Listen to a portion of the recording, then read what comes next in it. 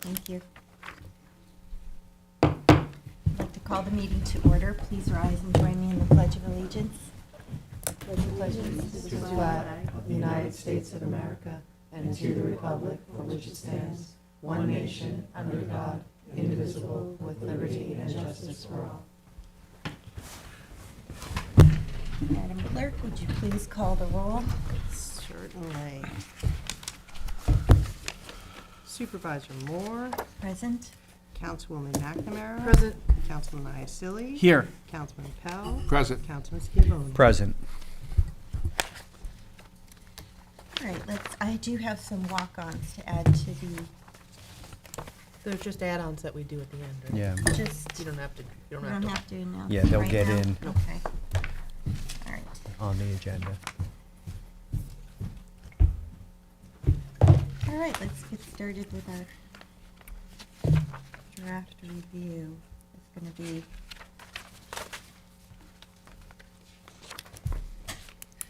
three public hearings, one for the, to consider the enforcement action at 188 West Neck Road, Tuckahoe, New York. Public hearing to consider establishing a sewer district known as the Riverside Sewer District in the hamlet of Riverside, and a public hearing for WQIP funding allocation for the wastewater treatment improvement project of the Riverside Sewage Treatment Plant Phase 1 from the Community Preservation Fund 20% Water Quality Improvement Project. All right, so let's go forward with the review of the resolutions. I believe you're first, Bill.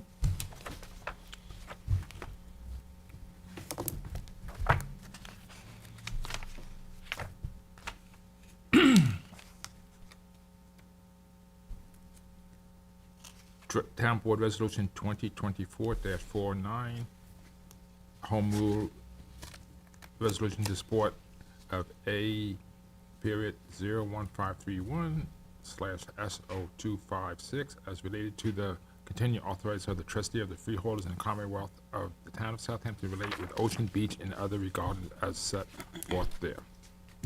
We were going to get some advice from Jim Burke on this, right? He was going to call the assemblyman and the senator Yeah, about it. he has something to say when I spoke to him yesterday on it. He's not Well, here today. there's some language change in the Yeah, statute. I don't think that's gonna happen. Yeah, I don't believe that that was. No, because the language is fine, because as history goes, all you do is repeating the language from the original law of 1812. And even if you don't support this, the law still stays in effect, and the law stays in effect right now. Basically, all this does is makes the town board and the trustees working together, and helps to support them if they have to go to court to protect the access to the beach and Mecox and SAG. And gives the trustees the power to make rules, orders, bylaws, and management of the property and franchise of the town. They already have that. That's the, Tommy yeah. John, they already have that. If you went back and looked, they have it, okay? I know you're not for this, you're not, because you don't want to give up the power, but you have to look at the big picture. Well, well, I certainly don't want to debate it here, but that is a That's- concern of the town. Yeah, But it if I was doesn't the concern me. trustees, I'd be more upset that that this is now a new law on the state that says the villages are not subject to Yeah. that law. Right, but we are. It doesn't, It's all the same I don't people. understand the need for Yeah, it, but it's all the same people. so We when work for the is same Jim going to people. report back to I us? spoke with him briefly, and I could talk to you about this additionally after. I think his feeling was that absent a meeting with either the Assembly or Senate members, that we could just tweak some of the whereas and everyone would be okay. But he didn't provide us with the tweaks yet? No, he's trying to find the words that Yeah. will make everybody And that's happy. a complete opposite than what he told me yesterday on the phone. I just spoke to him So 5 he minutes has ago. to come here Well- and Okay, so say, then you because can- In he as tells much you as the- one thing and he tells me another thing. Okay, all right, so he'll so address in that as much with you, as I'm the sure. trustees would not want to give up their jurisdiction because of the Dungan patent and the colonial patent that they revere, as they should, the town board also has the same obligation. We did take an oath, Yes, we all did. yes. We all work for the same people. All right, well, let's hear from Jim as soon as possible. Okay. Yes. Town Board Resolution 2024-410, memorializing a resolution requesting an amendment to Section 384-DM of the New York State Retirement and Social Security Law pertaining to the town of Southampton as it relates to mandatory retirement age for the rank of chief in the town of Southampton Police Department. So we are going to be discussing this in executive session, so let's just Okay. leave it on and we can table it later or, however we're going to proceed. Town Board Resolution ID 45975, authorized purchase of asphalt and venomous materials used by Suffolk County contracts.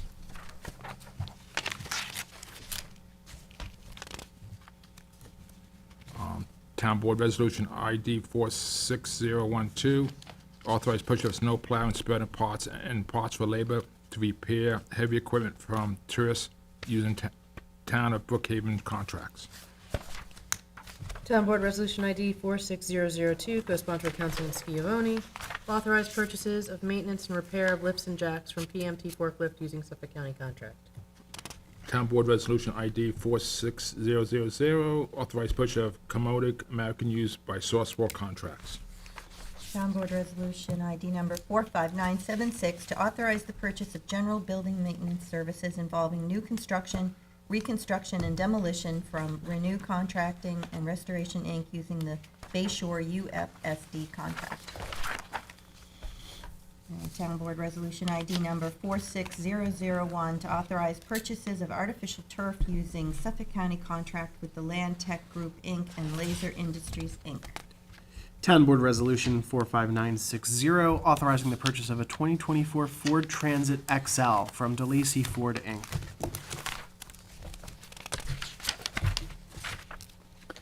Town Board Resolution 46040, authorize the supervisor to sign a contract with SourcePass Contemporary LLC to provide engineering support services to assist the town with connectivity and security to outside agencies to support software migration.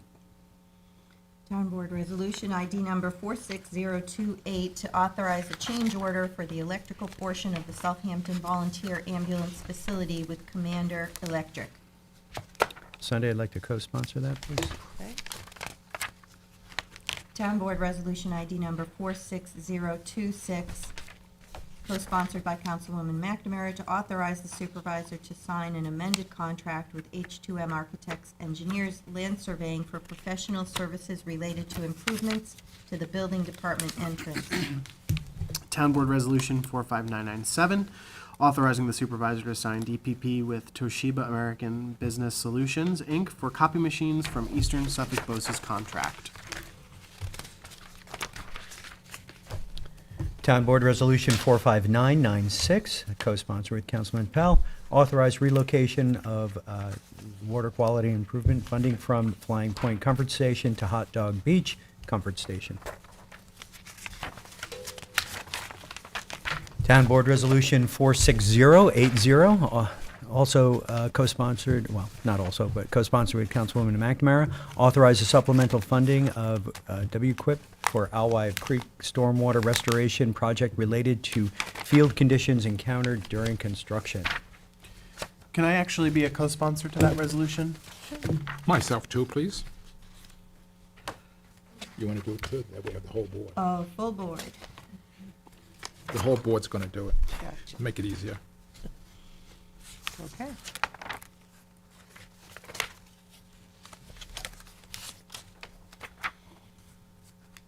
Is it my turn? Yes. Town Board Resolution ID number 46027 to authorize the supervisor to execute an amended contract with Hirsch and Company for the plumbing portion of the Southampton Volunteer Ambulance Facility. Sunday, I'd like to co-sponsor. Okay. Thank you. Town Board Resolution 46067, authorize the supervisor to execute any and all documents relating to an agreement with Telview Corporation to upgrade software and broadcast equipment for Southampton Channels 20 and 22. Town Board Resolution 46025, co-sponsored with Councilman Uselli, Authorize the supervisor to sign a no-cost contract extension for the Reeves Bay Catwalk and Barn Restoration with Chesterfield Associates Incorporated. Town Board Resolution ID number 46004 to authorize the supervisor to sign a sole source contract with Mayday Communications, Inc. for Variant Systems, Inc. for the Police Department. Town Board Resolution ID number 45987 to award and authorize the supervisor to sign contract with Gershow Recycling for the removal of abandoned junk and decommissioned vehicles. Town Board Resolution ID number 45979 to declare items surplus and authorize the disposal of vehicles and equipment. Town Board Resolution ID 46024, co-sponsored with Councilman Schiavone, recall and amend Resolution Number 2023-105, authorize supervisor to sign DPP with Toshiba America Business Solutions, Inc. for copy machines from Eastern Suffolk BOCES contract. Town Board Resolution ID 46029, recall and amend Resolution 2024-378, authorize the supervisor to execute a extended agreement with L.K. McLean Associate PC for on-call engineer service to be provided to the Highway Department for various town-wide projects. I'd like to co-sponsor that. Okay. Thank you, Madam Clerk.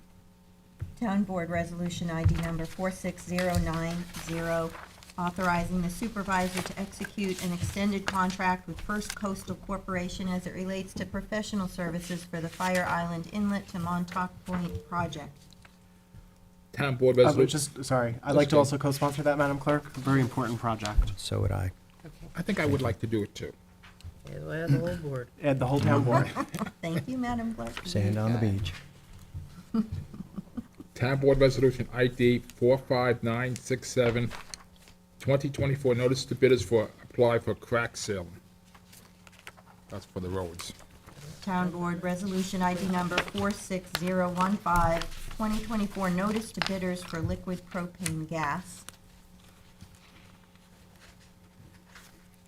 Okay, Town Board Resolution ID number 46052, to amend the 2024-2028 capital budget for park improvement projects.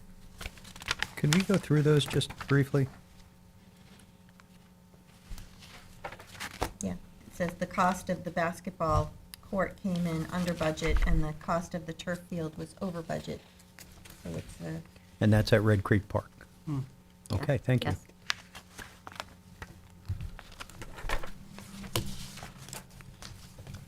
Town Board Resolution ID number 45998, repealing the prior bond resolution. My name is on this for administrative purposes, but I want to make sure that the full board, this is a full board decision. Yeah, I'd like to co-sponsor. Yeah, I'd Myself like to too. co-sponsor too. Add me as well. Whole board. Thank you. And then Town Board Resolution ID number 46049, to authorize closure of capital project Shinnecock LTD Access Road. And same thing, I'd like to co-sponsor. Ditto. Add the board. Yeah, the whole Full board, board. please. Whole board. Town Board Resolution ID number 46054, to authorize the closure of capital projects. Is this an omnibus? Yes. And Town Board Resolution ID number 45971, authorize the town to reimburse New York Municipal Insurance Reciprocal the deductible for bodily injury and property damage claims. And Town Board Resolution ID number 45995, to recall and amend Resolution 2024-296, to retain Sokolov Stern LLP to represent the interests of the town as it relates to a litigation matter entitled Wexler et al. Versus the town of Southampton.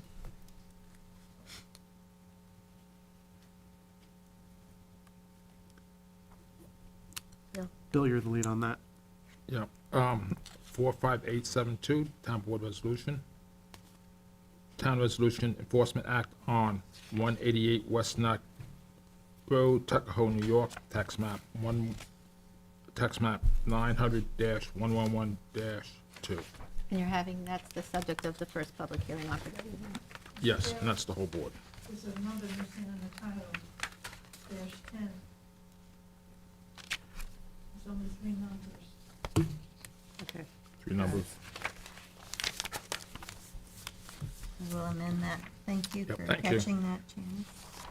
Town Board Resolution ID 46006, co-sponsored Councilman Iacilli, authorization of cost reimbursement waiver for the Friends of the Hampton Bays Library Spring Festival to be held on May 11th, 2024.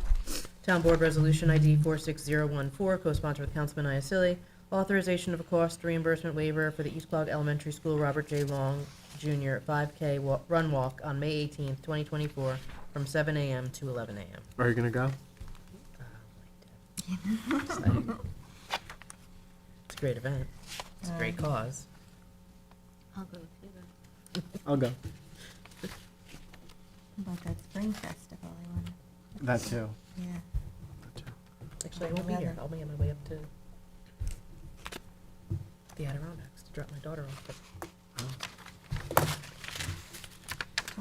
Okay, so, Town Board Resolution ID number 45986 to authorize the sale of .5 town-owned fractional pine bearing credit. Co-sponsored with Councilman Schiavone. Not familiar with this one, what's that for? This individual needs pine barrel credits in other parts of the town, so we have them to, for sale, and they purchase it and extinguish it, and the monies go into our community preservation fund. This was a purchase that was done over a decade ago in terms of some land swap issues and money that's going back into the CPF fund. No, thank you. That's how Good we to know. acquired them initially, right, Counselor? Yes.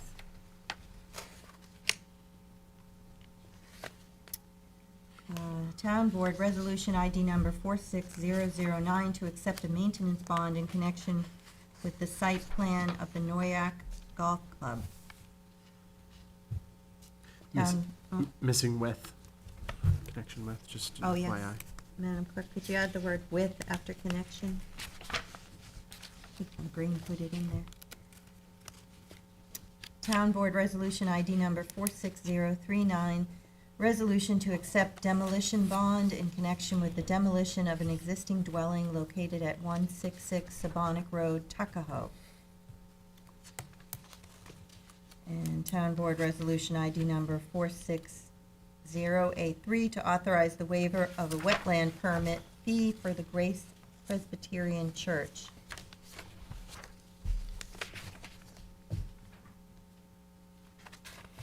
Town Board Resolution ID number 46022 to appoint Anka Palagita to the office assistant, to office assistant Spanish-speaking in the Comptroller's office.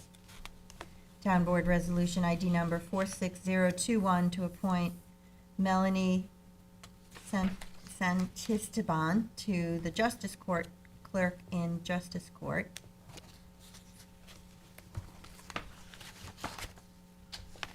And Town Board Resolution ID number 46034 to appoint Nicole Segroy to Administrative Assistant in Land Management. Sunday, I'd like to co-sponsor. Town Board Resolution ID number 46020 to appoint Scott Demain to Custodial Worker 1 in Municipal Works. Town Board Resolution ID number 46046 to appoint Timothy Wilson to Maintenance Mechanic 3 position in the trustees. I'd like to co-sponsor that too, please. And Town Board Resolution ID number 46019 to appoint Torrance Langhorn to Sanitation Helper position in Municipal Works Waste Management Division. Town Board Resolution 46077, NOPH to amend Channel 312-12 to authorize to addition stop signs at the head of Pond Road and Lower Severn Pond Road. There's 2 amendments that need to be made to this. On the first, be it resolved, April 23rd, 2024, it should be 6 PM, not 1 PM, and that same correction in the notice of public hearing. Yes, I have the corrections, and Yeah. it goes for the next resolution as well. Yes, okay, good. I would also suggest that NOPH be spelled. Yes, I agree. And the chapter, so it doesn't look like channel. Hold on. Yeah. NOPH. Notice of public. Notice of public hearing. Okay, I didn't even know what it meant. And the- Neither. I And was the like, CH should say That's a chapter. new one, I haven't seen that yeah. before. Sunday. I was gonna wonder why the You TV was, talked about this, Sunday. about the stop signs? Does or she is have that the just CH? something Tom recommended? The CH should be chapter. Not- Acronyms for everything now. Oh, and CH? should be spelled out also, chapter, of Christina. yeah. So we know, people don't know what it is for. Okay. Town Board Resolution 46078. Same thing, that should be fixed too. NOPH to amend Chapter 312-7, authorize 2 addition stop sign at Mill Road and South Country Road, creating an all-way stop. Is that by the Remsenburg Elementary School? Is that one? I think so. So you have to fix that one too. Yes, and the times as well. And the times in both locations. Okay.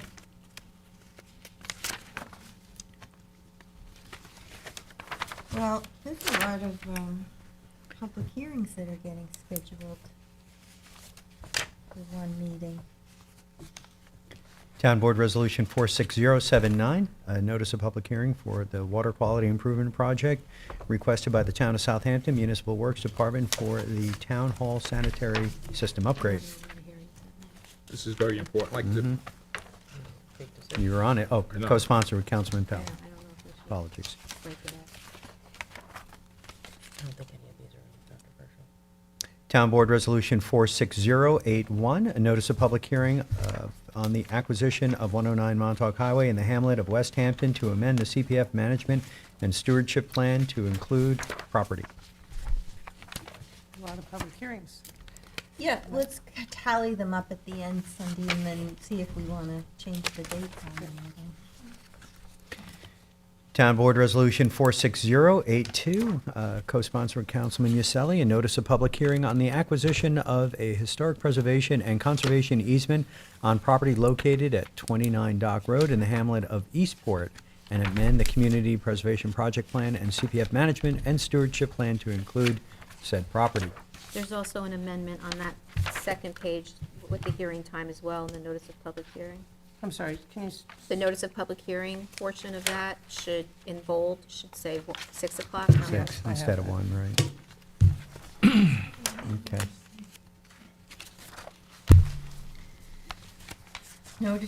Town Board Resolution ID number 46023, notice of public hearing to consider repealing the existing Town Code, Chapter 23, Code of Ethics, and replace it in its entirety with a new Town Code, Chapter 23, Code of Ethics.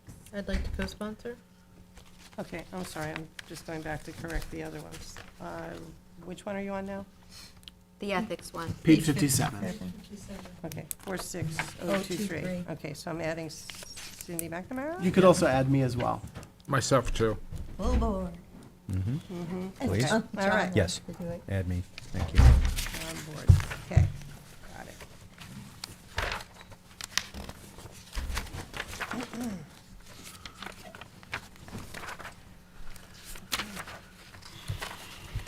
Oh, yeah. Town Board Resolution ID 45978, co-sponsored with Councilman Schiavone, notice of public hearing to accept deed of open space in connection with old filed map development section map of Ocean View Park, map number 105, section 4 in Watermill. These are like housekeeping public hearings, and I am, liaison to Land Management Department, but I'm happy to, Councilman Schiavone, if you want to be the lead sponsor on this, I'm fine with that. So watermill is 2 words. Wow, who's writing all of these? Okay. Would you repeat that? I said it's a matter of housekeeping, and as also a liaison to land management, I know I'm on here, I'm happy to use your liaison to planning to let you, if you want to be lead sponsor, that's fine. Oh, thank you. I don't know who did the resolution, I'm sorry. Oh, it's Thank here. you. You're on this one now? Um, The Hampton Bays. No, I'm not. No. You ready, Madam Clerk, for us to continue? I just. You're gonna make They're gonna Councilman switch. Schiavone the lead Oh, sponsor. 45978. It's just hard for me to hear. I'm sorry. It's okay. Yeah. 4, 5, 9, 7, 8. So Councilman Schiavone is going to be the lead, so I'm just going to switch these names in the Yes, order. please. Is that what I'm doing? Okay, Thank you. got it. Thank you. Town Board Resolution ID number 45919, co-sponsored by council members McNamara, Iacilli, and Pell, for a resolution terminating the Hampton Bays waterfront revitalization urban renewal plan as it relates to the property located at 20 Shinnecock Road, Hampton Bays. And I'm going to read the walk-on. Does everybody have the walk-on? Yes.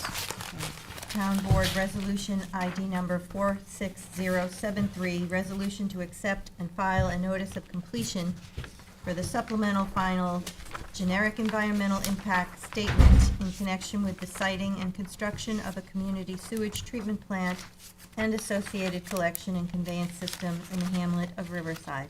I'd like to co-sponsor, Cindy. Me as well? Myself as well? You can put the whole board.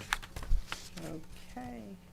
And are we looking to, I know we probably have to look into this, but are we looking to close this?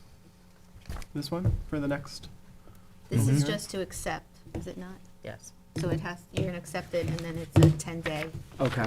window in Got it. order to then Kathleen. thereafter do the finding statement and decision. Kathleen said she'll provide us with a timeline, Okay. a revised timeline. Great. Town Board Resolution ID 46091, award and authorize supervisor to sign contract with Chesterfield Associates, Inc. for Hot Dog Beach sanitary system. This is very, very much looked forward to by the community. Well, what was in the agenda about Hot Dog Beach already? There were two in there that, Yeah. that amend the capital project and put the bonding in place to do that. Oh, okay. Well, I'll co-sponsor that one. That sounds like a good one. Myself too. And Town Board Resolution ID number 46092, to authorize the supervisor to execute an extended agreement with L.K. McLean Associates P.C. as it relates to professional services for the Fire Island to Montauk project. I will co-sponsor that, Madam Clerk. I will too. Had me as well. Yes. Thank you. Thank you, Board. Right. Thank you. Thank you. You please excuse me for 1 minute. I left my Hampton Bays file in my office. No worries.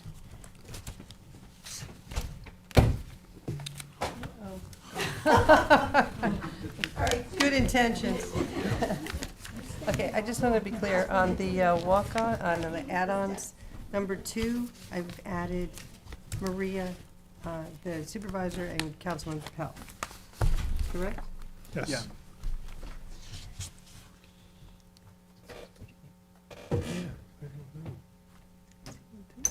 No. And for the record, I'll be voting yes.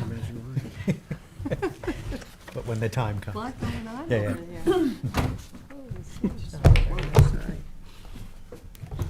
Today, we're going to next hear from Historical Concepts, an update on community meetings. And with us is Janice Shear, our Town Planning and Development Administrator, Elizabeth Dillon from Historical Concepts, and Paul Knight, attending via Zoom from Historical Concepts. Hi, we're just trying to get Paul Knight on there. And of course, Frank Zapone, and he also has our survey results. This survey is really in response to the initial historic concept, conceptual drawing. So in discussing this with Janice, it's probably best to combine the two, since the purpose here is to provide historical concepts with some input from the community and see how that impacts the next iteration of their conceptual design. So what I think you have a copy of the survey results.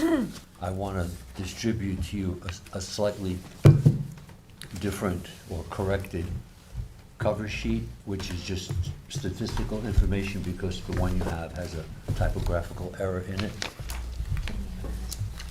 And then just to give you a little bit of context. I think I gave you enough for. Do we wanna do that after bid? Is that what you're saying? Well, I'm not sure how you want to Yeah, do it. We I can- think it's probably better to do it and then lead up to that. If you don't mind. I was just gonna say, Janice shared the results with us, and we did a little bit of our own, a summary of kind of our That- takeaways that I can you know, share as well, if that's complimentary. I'm necessary for the occasion, but not expected to do very much, so it's up to you. And Why the don't we board, hand of that out course. as well, just so that the board has it, so we're all having the same Thank you. information. Thank you. Does Sandy need to approve this? Do you want to before- just You pass need down to the stamp? stamp these in. Yes. Are we handing from the wrong direction? This is a work session, right? Yes, So but we it's- stamp Oh, copies, okay. yeah. They usually come with the stamp on them. We'll give them right back. Sometimes you're not here anymore when we hand things out in work sessions. You know, and because I We should give leave all the your departments stamps. copy stamps, and they're supposed to stamp them prior to coming. I need to give usually do, more. I'm sorry. That's, I'm not criticizing, I'm just saying how, that's why these don't happen, because they came from outside. I have a lot of these. Can everyone get one? Oh, no, yeah, we That's the need extraordinary those. impact on records. I don't have one management. either. Thank you so much. Paul, can you hear us? Do you have one? Because there's more coming. I think. Let me see that. Yeah, it's just, there's error on that. That's, can I look at the error?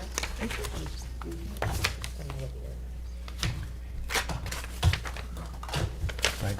That first is a new cover page. Yeah. Do you have And this is- anything else you'd like me to stamp? What was the, Frank, what was the difference between the two? Oh, different. In what respects? Like, what's the difference? Why is this replacing that? It's not Well, replacing that's it. the They did one entire- and they did one, so we're just giving you. No, this. Frank Oh, handed out a I'm new sorry. I cover. thought you meant this On one. the back page, there were a couple of spelling errors, Oh, okay. and they were corrected. But the info is still the same? Yeah, it was, Thank you. Thank you for correcting stuff. I know a couple of people wrote to the board to say, you know, why are you even doing this new survey, right? You got something like that too, and, I think it came out of a CAC meeting, no, a civic meeting that we were at, and we had something, and people were saying, can you give us more formalized, survey, so we And we'll go cover that. prepared one. So, Yeah. thank you for having us this morning, and Elizabeth will lead the discussion, just in terms of what you tasked historical concepts to do, or actually it was really the previous board, and then we updated sort of in the beginning of the year, and then what they went and did, and now what the next steps may be. So, and to get some next steps, so thank you, Elizabeth, and Paul is here Thank also. you. Yep, so Paul's on Zoom, and we, Paul Knight, Hi, my Paul. colleague, is on Zoom, and he has the PowerPoint presentation that he will share. I'm Elizabeth Dillon, Principal of Historical Concepts. I brought a couple of printed copies, not enough for everybody, but there are a couple of printed copies, if it's easier for you to look Great. at that. You know, I'll say a lot of what's in here you have seen before, so we're gonna go through it quickly, so don't let the number of pages daunt you here. It's always helpful to see it again. So, you know, starting off just with really a refresher of our role in this, you know, Historical Concepts was first engaged back in October 2016 to help the town do some public outreach, build some consensus, and write a pattern book, which we delivered to the town in 2017. You know, we had done public outreach during that process and got, you know, really overwhelmingly positive feedback from the residents ahead of that pattern book. I think we all know since, sorry, my voice, get over a cold here. But I think we all know there have been some challenges since that pattern book was published. And so the next page has kind of our re-engagement. The previous town board asked us to become back involved at the end of 2022. And really, you know, we were tasked with conceptual visioning services to develop a graphic, you know, a visual representation of what redevelopment of Hampton Bays might look like if it happened in accordance with the guidance of the pattern book that we had authored. So it was really trying to go back and recapture that public input in the work that was done previously. And, you know, in the previous iteration, we had not done kind of a rendering or, you know, an actual ground representation of what buildings or streets would look like in accordance with the pattern book. Can I And ask you so a this is question? what that was. So this was done in 2017. So the pattern book was, the previous version was delivered at the end of 2017. And it was updated for now. You're getting ahead of me. Okay, sorry. So so when we were re-engaged in '22, we pulled back out all of our data gathering from the previous effort.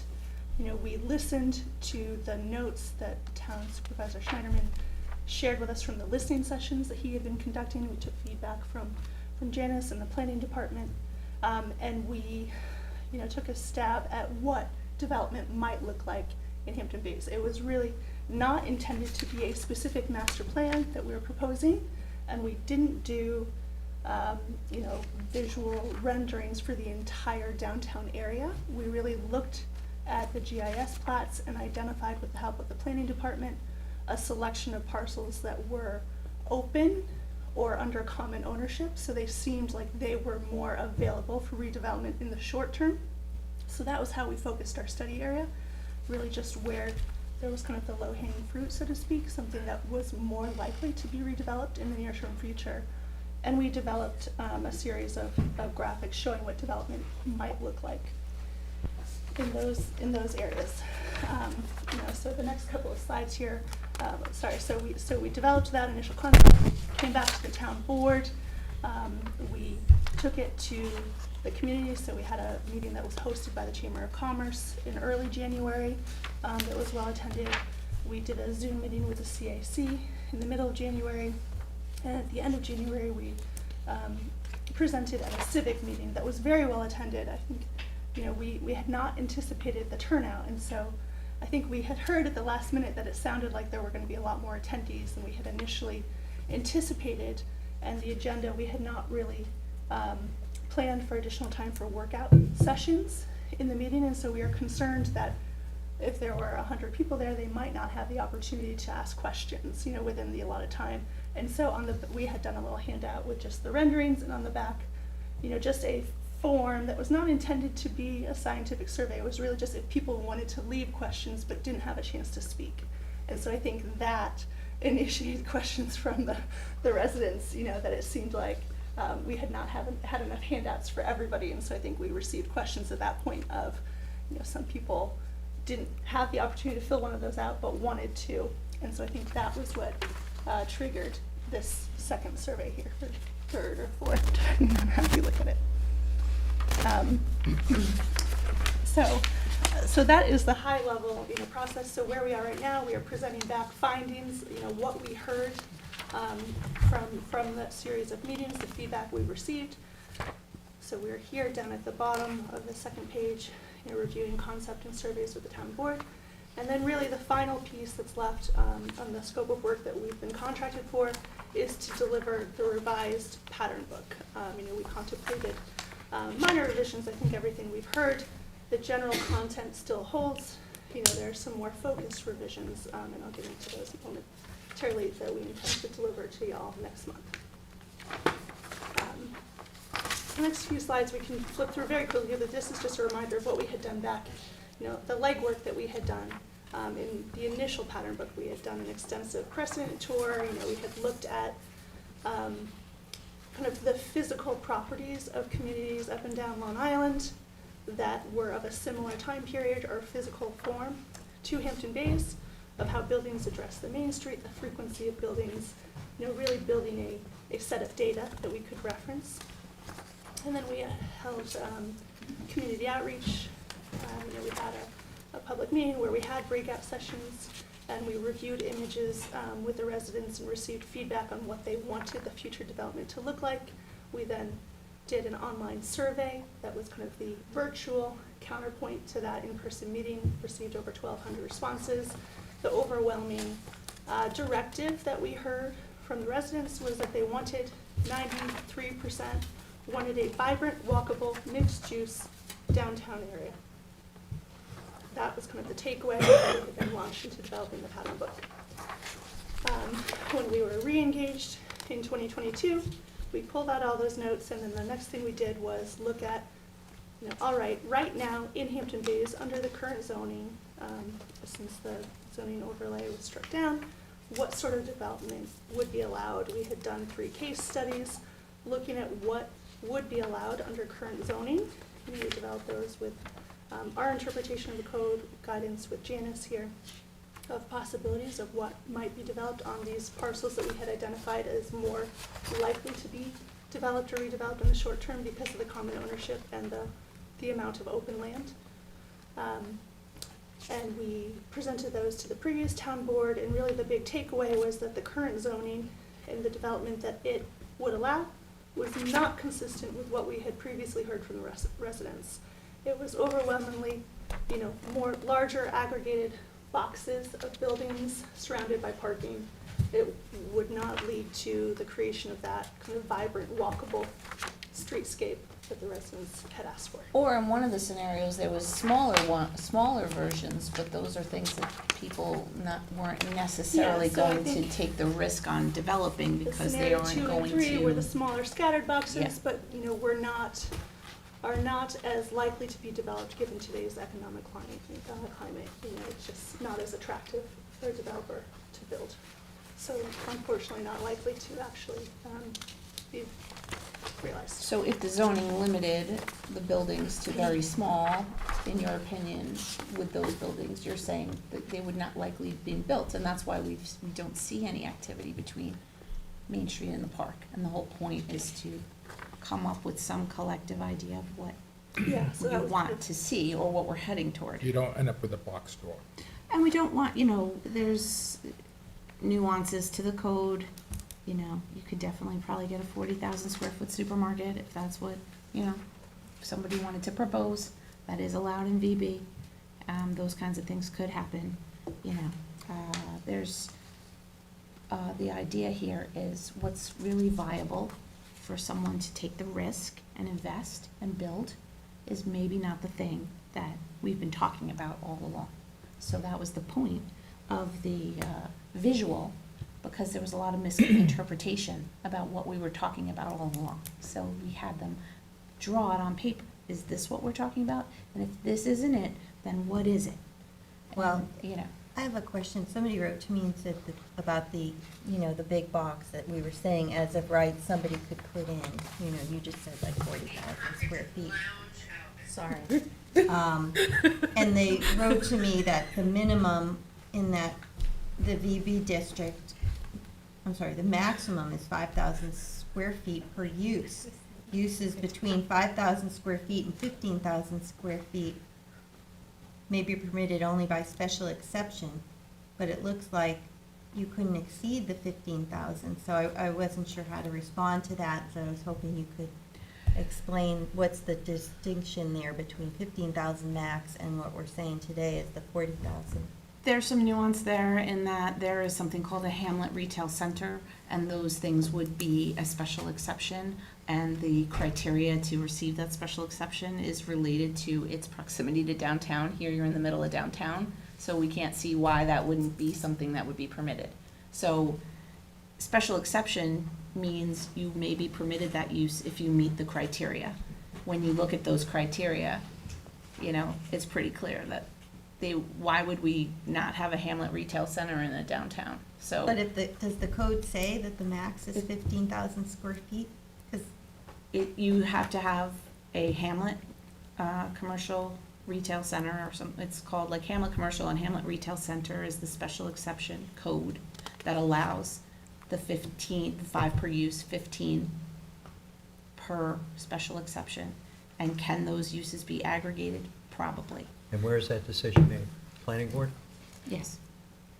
So, So you're saying but the point is, as of right, if we can it get would- into the absolute nuance of all the little codes and sit here and go, this isn't actually permitted as of right, so, Well, I just we wanna- can I wanna only be have res- 5,000. I'm Excuse trying me, to. I just want to be responsive to the community 100%. because they've raised it a couple of times.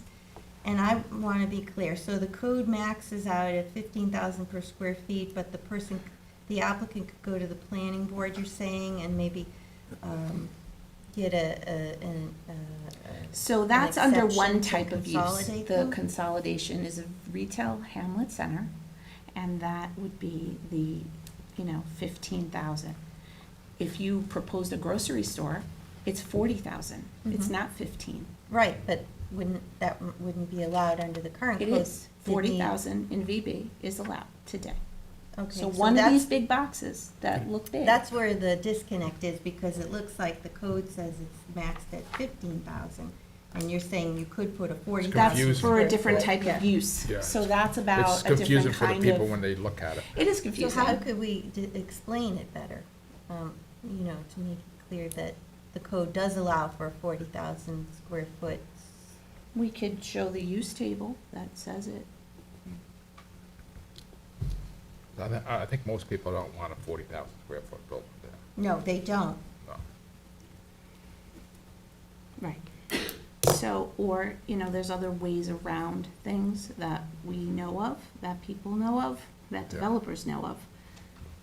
So we're trying to say, this is the worst case scenario, if someone availed themselves to these types of things. So maybe, the as of right nuance is the terminology is not necessarily so, but there's a case to be made that someone could make to walk in the door to the planning board and say, I want to develop it like this. We see it all the time, and And people come in and they're upset that and something's people are allowed, they upset. don't think should be allowed, Right. but it's allowed. But we're trying to be proactive here and say, if these are possibilities, and all of this is possibility, none of this is set in stone. There's possibilities, there's things that are proposed and struck down, there's things that are proposed and approved. So these are all various possible outcomes, and so we can say, okay, well, this is wrong, and we shouldn't be talking about a possible outcome that isn't really possible, or we can say, Well, we don't want to lose credibility and say, this is, something bad could happen. I mean, I don't you want to know, lay and out then someone not else's have it. argument on how to do this either. No, I don't want to But do I that do either. know that this is potentially possible.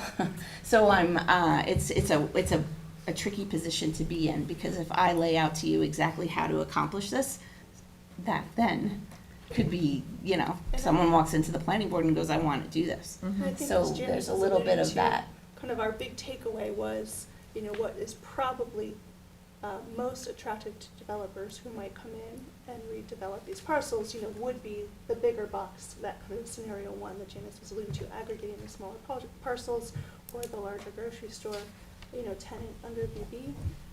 But I think we've heard very clearly from the residents that this is not what they want, and so I Yeah. think that's part of why it has not happened.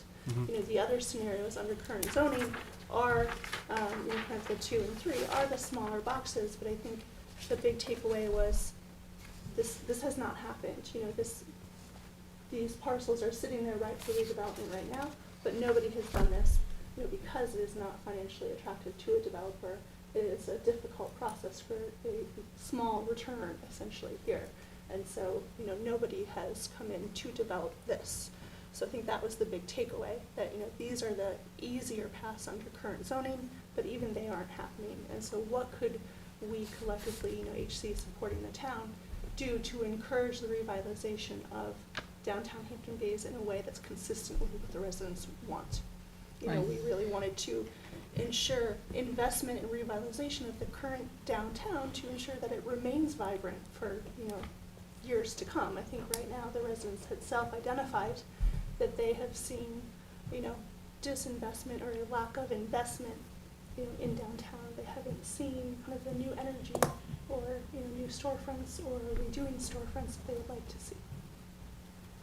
And so if you want, this revised, this is somehow disingenuous, we can change it to lay it out more clearly. But the point is just a visual. The point was a visual exercise, not to, necessarily, go to court over like a conceptual notion of, well, what could be? And what do you want? So the point of, If one of these, scenario 2, scenario 3 was like, no, we want this.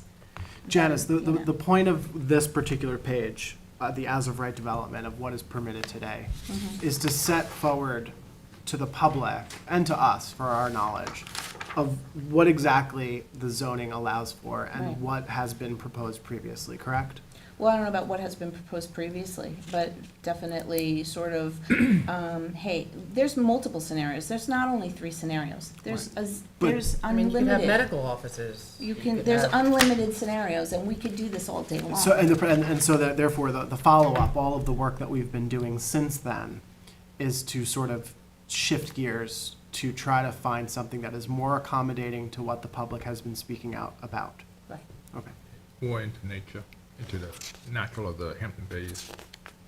Sure. The point was just to give some more visual representation, not to scare anyone, not to be disingenuous, just to give a better idea, because the board was saying, well, what, and we were saying previously, what is allowed under VB now is not necessarily going to be built.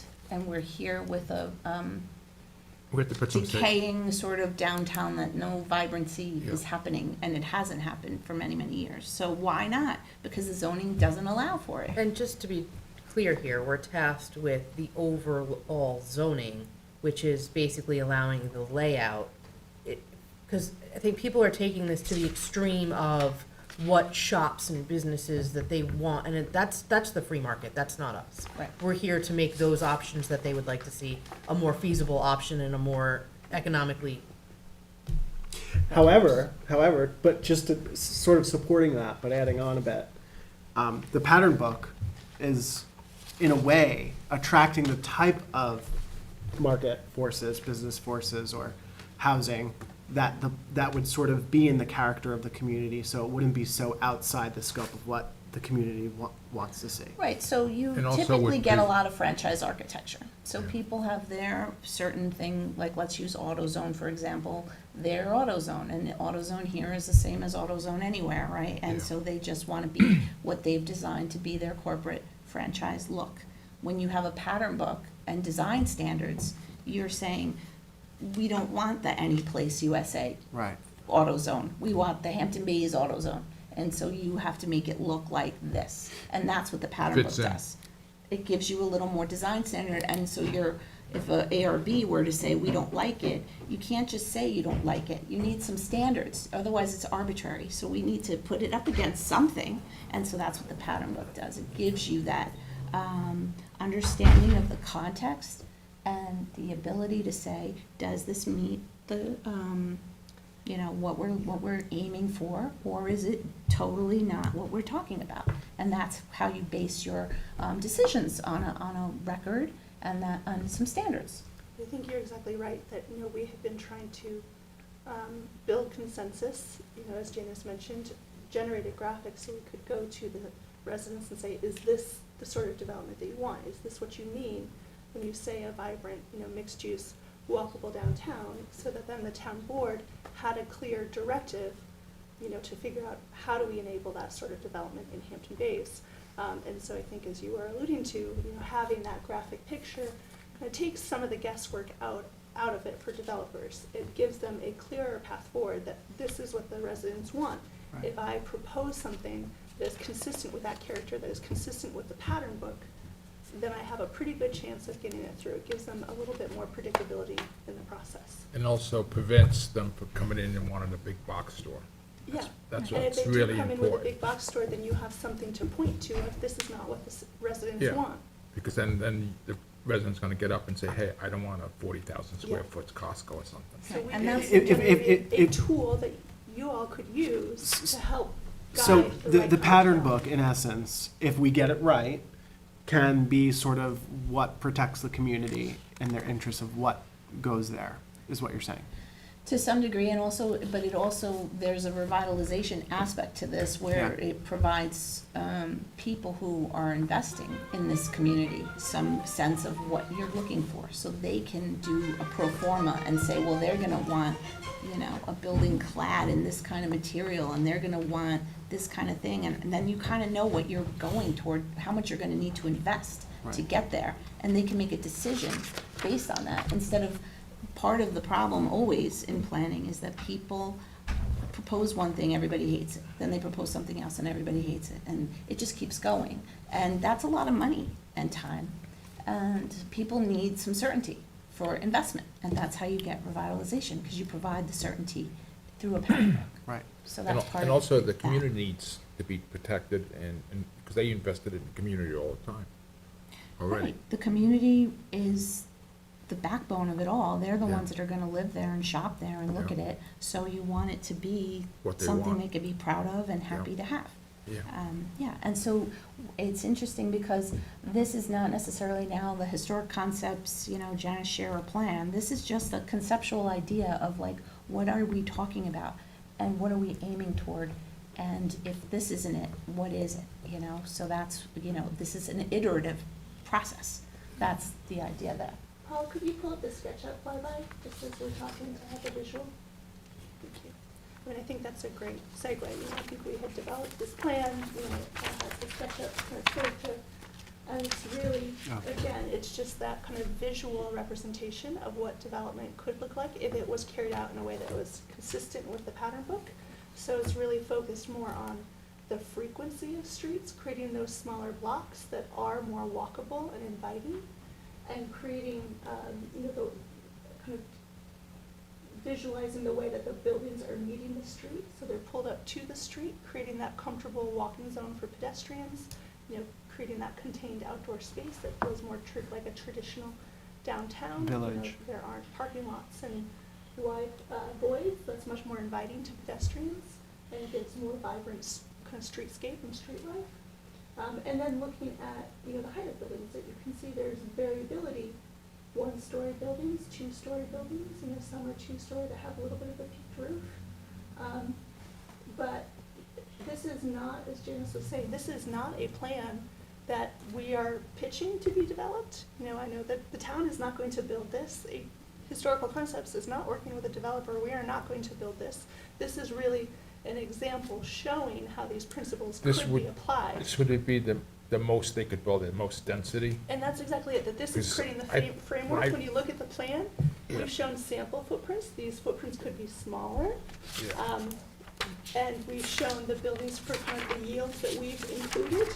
We've shown the assumption that all the buildings are 2 stories, just, as kind of like you're saying, the worst case scenario. So we are trying to give the planning department some numbers that they could use as the basis for engineering, sewage, traffic studies, But to be fair, it doesn't mean that whoever owns this property will gonna do build it. this. Right, That's the this thing footprint could be here. smaller, it could be 1 story. And the they may densities say, will I'm not change. doing this unless it's bigger or different Yeah. in some way, shape, or form, but this is to have that conversation. So we fully expect the property owner to say, this doesn't work for me, or it does work for me, and we're not zoning for them, but you need that input. Just like you want industry input, you need property owner input, just so that if they say, I'm never building this, we're sort of back at square one.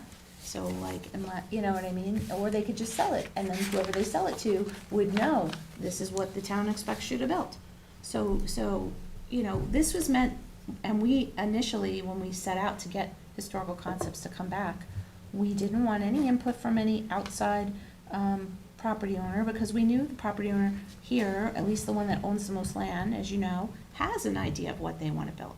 And we said, don't look at any of that, just tell us what you would do, based on your own planning knowledge and principles of downtown planning. And that's where that little video was posted, and they went through that kind of design process, thought process to come up with this. This is their recommendation, or just, here's an idea, again, there's limitless scenarios. You can do a lot of different scenarios. This could be scenario 4, right? That would be what we're talking about, where there's multiple different types of ways to do this, and this is only one of many.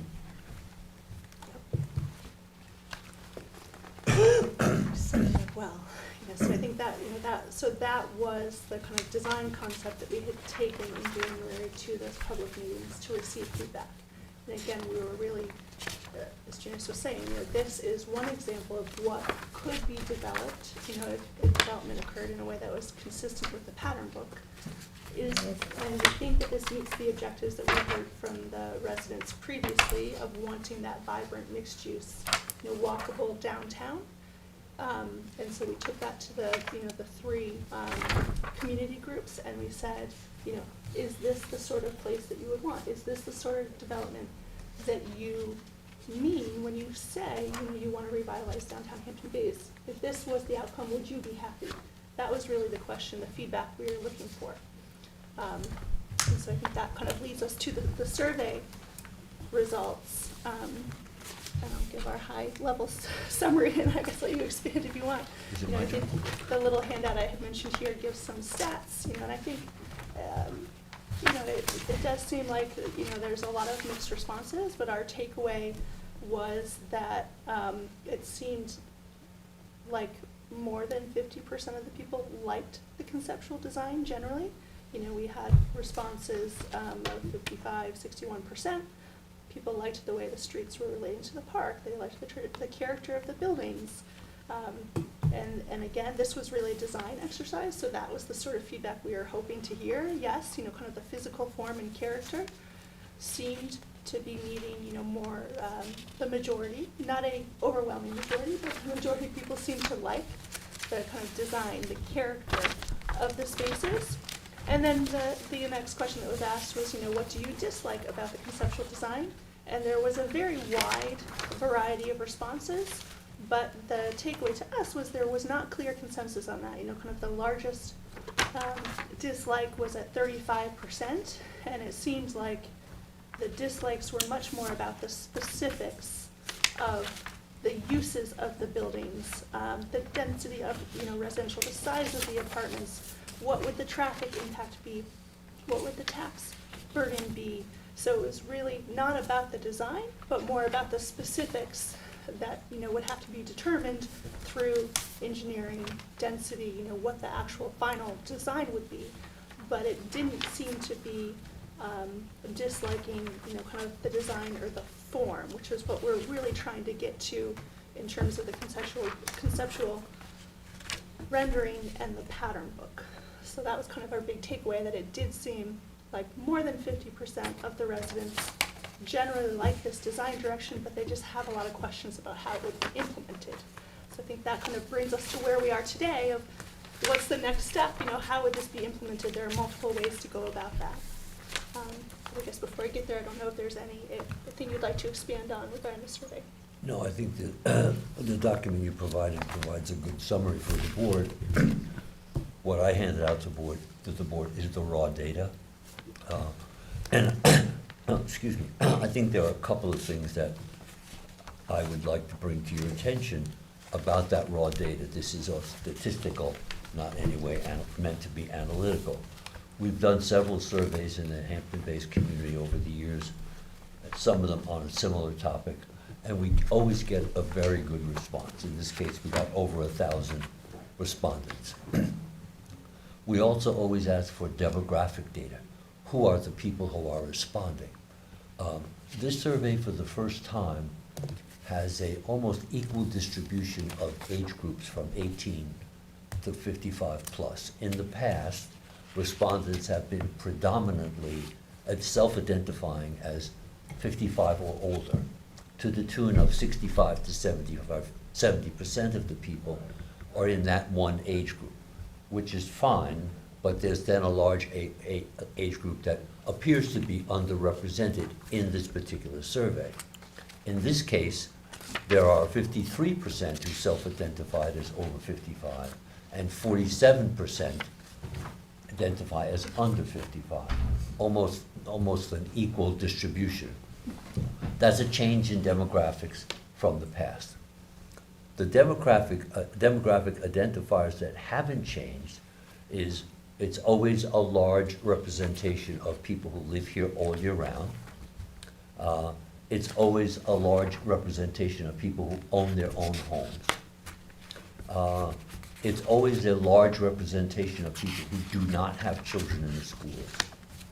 And it's always been a large representation of people who do not own or rent a business property in Hampton Bays. This survey is consistent with those demographics from the past. However, whatever conclusions you want to draw from that are interpretive on your part, but they are similar in those characteristics of demographics, significantly different in one demographic that we asked, that's the age distribution, and this is more equitable distribution than in the past.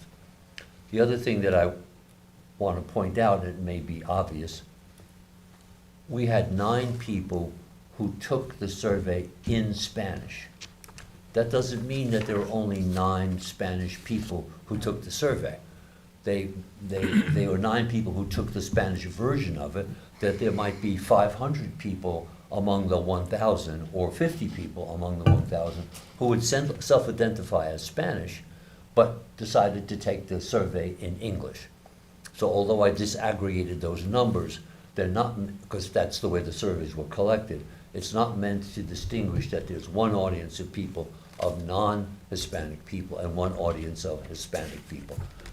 It's more than likely that the 1,000 has some demographic representation that's consistent with the population within the community. But we didn't ask that question in that level of detail, so we can't make that distinction. But I don't think it's a stretch to assume that because I'm a Spanish-speaking person and I decided to take the survey in English, that I'm not represented here. But from this survey data, we have no way of distinguishing that. The other thing that's unique about this survey as opposed to others is there are 2 questions, and I think historic concepts refer to that, question number 7 and question number 8, that had a very large number of individual comments. Question 7 had 364 individual comments, and question 8 had almost 500 individual comments. I would encourage the board to read those over, because you don't have much else to do with your time, so you can read those comments. But they are subjective, but they're valuable in their subjectivity. It's very hard, if I would think, because I read them, to say, well, the general flavor of these comments is this. They are so varied and come at it from so many different angles that you can't cast one umbrella to generalize about those comments. Each of them is value. Some of them is valuable. Some of them are repetitive, but they are subjective. And I think surveys like this that do get out get at some subjective perspective are even more valuable than the quantitative ones. Having done some research in both quantitative and qualitative analysis, both have their benefits, but in some arenas, depending on the information you're looking for, the qualitative analysis, which is what the subjective comments would represent, provide you with valuable insights. And I would encourage you to look at it that way. Don't look for any clues of this is what the community wants, but look at the range of the responses, and in some cases, the depth of the responses. There are some comments among the nearly 800 comments that are 700-800 words long. People put a lot of time and energy into voicing a broad range of opinions and their insights from their personal perspective. So that's unique in this survey from other surveys, and I'm not saying ignore the qualitative part of it, what's been summarized by historic concept and the raw data match up. But the comment periods are very valuable and are worth a look-see. And then you might have better insight into this next iteration. How close does it match those subjective comments? Are we headed in the right direction? Did we miss the boat entirely? They can be valuable, but I want to emphasize it's a subjective analysis at this point. And if the board needs to go in a different level to get data that's more quantifiable, I'm not sure a mass survey is the best way to do that. Other than that, I don't really have anything to add. This is not yet posted on the town website because the board had not seen the raw data yet. After this meeting is done, Are you posting the raw data? Yes. Are you removing the inappropriate things from the raw data? Like the comments, there's some, there's We some. will go, yes, There's some we haven't done that inappropriate yet, comments. and that's taking some time. Okay. And we'll do the best we can to have several people look at it and make sure things that would be not appropriate to be on a town website without eliminating a perspective from any individual. Well, some of the, as I'm glancing through, there's a few that are outright racist, there's foul language, there's, so. Understood. And I'm glad that you brought it up, Cindy, because I think that's a task we should set the staff to. And people would understand that it is not meant to eliminate anyone's particular insight. It's meant to be respectful and appropriate and within the bounds of, dare I say, freedom of speech. I appreciate it. Maybe there's a way to go through all of the comments and somehow categorize all of the comments and then compile them into those categories, perhaps? I honestly think just letting Just people read the redact raw it. data Is and better. removing the things that Redaction. really Okay. shouldn't, Yeah, aren't because, appropriate. and Because it's a good then suggestion. we'll get the argument that we, Shifted things around. yeah, and then I Got Yeah, just don't wanna. and that's, you just sort of read what's left of my Right. mind. If you put them in categories, they may be defensible. Right. But they assume Yeah. someone has made the judgment that this comment belongs in Right, this there could be a category. miscategorization, I get Yeah, it. so it's best to, this is the way they came in, let everybody see it as it is, it's complete transparency, less the comments that are inappropriate. And I think it'll be a meaningful exercise and meaningful documentation for the community. Yeah, thank you for that. And I just have one more question. What program did you use to collect the data? We collected the Okay. data. The town So, collected yeah. data. Okay, did you And- use SurveyMonkey? Yeah. or- We use okay. SurveyMonkey, yeah, and SurveyMonkey is the one that provides the statistical summaries. Got it. And with that, does SurveyMonkey record IP addresses so you have some sort of understanding where the comments are being submitted from? I don't know if they record them to that degree, Michael, I Okay. can check. But what they do, if I'm on my home computer and I take the survey, and my daughter comes to the computer to do the same survey, Yeah. you can't do two surveys from the same IP So it's address. recording the IP It has address? the IP addresses, Okay. but it's not readily available Whether to whether find they out where they compile, come I mean, from. what I'm saying is there, could we go back and get a record of that? I Of don't know course, the yeah, answer to that. and the reason why it's I'm okay. actually asking that question actually is due to the fact that we've received concerns that some people will be submitting more than once to offset the outcome of the data. So I just wanted to make sure that Yeah, and there is some, Well, you can respond from your phone, from your iPad, That's from your true. computer, from That's your true. work computer, from, it's, but I'm sure that's not reflected in the majority No. of the, yeah, and over 1,000 I would- respondents. It's It's, just, I appreciate you bringing that up. If you did it, as I did, when we were testing this, I went in and took the survey and found some things that were in error. So the changes were made, I went to take the survey again, and I got a message, you've already taken this survey. okay, So I had to make some changes. And if the kind of thing is happening where a person is using their iPad, their Samsung device, or their Apple phone, or their whatever, maybe, but the percentage of people who would be going to that degree to be deceptive right. It's a small percentage. is a very small percent, and I don't think it would have any impact on the data that we've collected here. Do you know how long it took for people to take the survey? Do you I don't know how long approximately? it took others, but I would represent the over 55 group and say that it took me about 15 minutes in Okay. total. Good to know, thank you. And this is a survey, we're not putting this out as a poll, this is a survey. No, A self-selecting, Yep. people decide to take this survey. yeah. Okay. And in every case, there were opportunities for adding So- comments. The two that I mentioned before received the most frequent comments. It was very rare, which is another distinction for other surveys. This only had 11 questions. None of those people who included in this total number skipped any of the questions. And in the past, we would have people answer 10 of the 11 questions, or 8 of the 11 questions, or write in their own question at the end and make it 12 questions. we didn't have any Well, I of know that. people said you couldn't proceed to the next question without answering the question. Correct. And that's a change that we made from learning Okay, from our so past. we made that change? Correct. Okay. How many surveys have we done in the past 5 years? Is this In the total? third? Oh, this is at least the third one we've done in Hampton Bays. Right, specific to the redevelopment or Yeah, possible I redevelopment. think, I mean, the last one we went through was very, I mean, Well, remember there's the we one sat that- here I through an do- I- entire work session and went I through do. all the questions? yeah, That was that one. No, that was the No. one that we did when Jay was here. we Oh, did okay. one when you did the 'Cause I know pattern book. Oh, we yeah, drove, yeah, yeah. we drove Frank nuts because there was like 20 responses to some of the Okay. questions. So, yeah, so I just learned a- from that mistake as Yeah. well.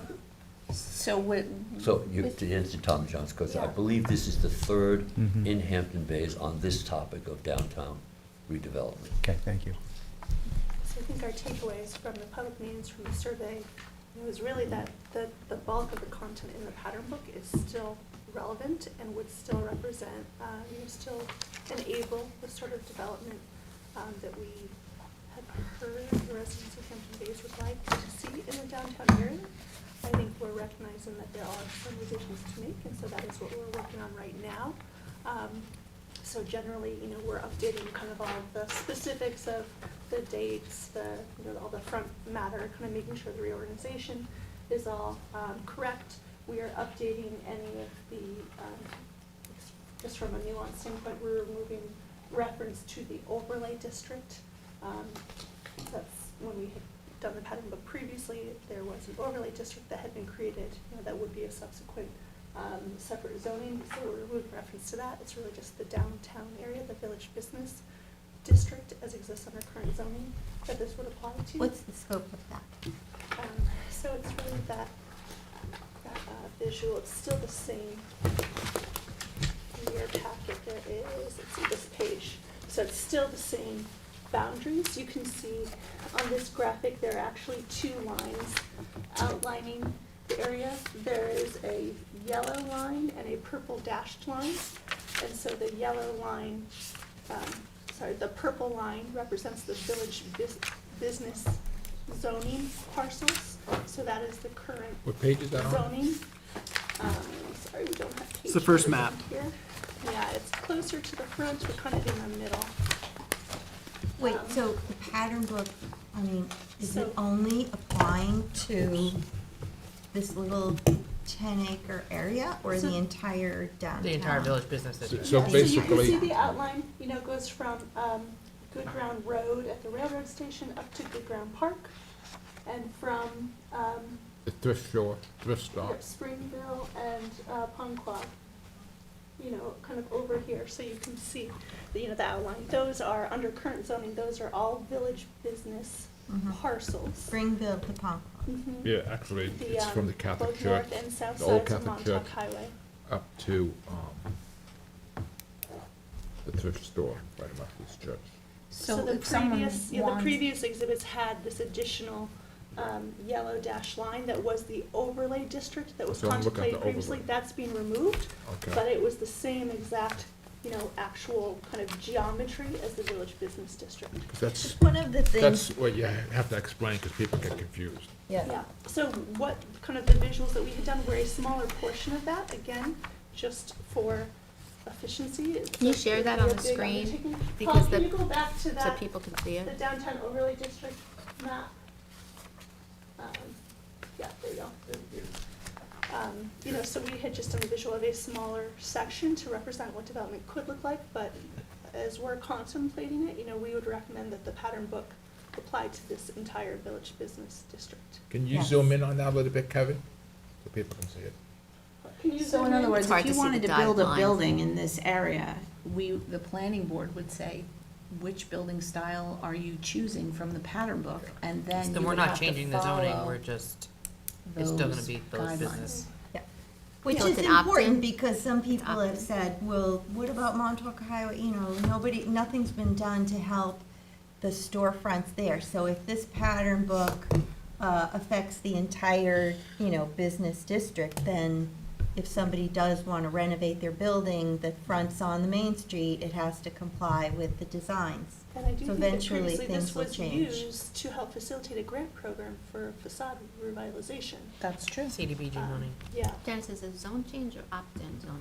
So I This is think no that- zone, this is just village business as it stands today, and a pattern book for any buildings proposed in the village business zone. Now, when it comes to what do you wanna do with this conceptual plan they laid out, and are we doing that anymore, or Yeah. that remains to be seen. Yeah. You can just say, you know what, this has been a fun exercise, we know what people want, but let's leave it to, see what happens in VB, and let's change the criteria in VB as it is, or not. We're Well, not I think we should pushing any talk about it. Let's necessarily talk thing. about it. Yeah. Well, and before we get to that, I think that was kind of our last slide, was really talking about what those next steps are. And I think we, before we gloss over it, as I mentioned, we're just doing some minor updates to this. We're updating the, kind of any of the plan graphics to make sure we're getting rid of any mention of the overlay district, to update it with our, kind of current visuals that we've developed. And then we've also, one of the consistent things we heard was that the residents did not like anything that was 3 stories or above, so we've removed that. So right now, everything that the pattern book is referring to or allowed to is less than 3 stories. There's no 3 stories. So we're making that change as well. So it'd be up to 2 to 2.5 So really, I stories. mean, we have a pattern book for the village business district, but unless we do something with the zoning, that This plan can't that be. we looked Yeah, at this So can't that's happen. really where we're at now. So we are gonna deliver this revised pattern book to you, I think as Janice is alluding to. This could be a standalone tool that is used under the existing And this kind of zoning. got thrown out with everything else, and this still has its validity with just regular planning. Just one other thing about the 3-story building, you would have to check with the fire department, because they might not have the equipment to go up to 3 floors. Usually We're they not require allowing sprinklers, three but we're stories. not even having it No, in 2 there. stories. So it's under the current, building code, the roof can go up to 35 feet, so it's working within that. It's only, Okay. 2. Could have 2.5 2.5 stories, right? stories, yep, but that's the max right now, in the way we're writing this. And so then I think if you go to the last slide, Paul, so that's really what we're here to talk about, that I think, the pattern book could be a standalone tool that's used in the existing village business zoning, so we could move forward with that.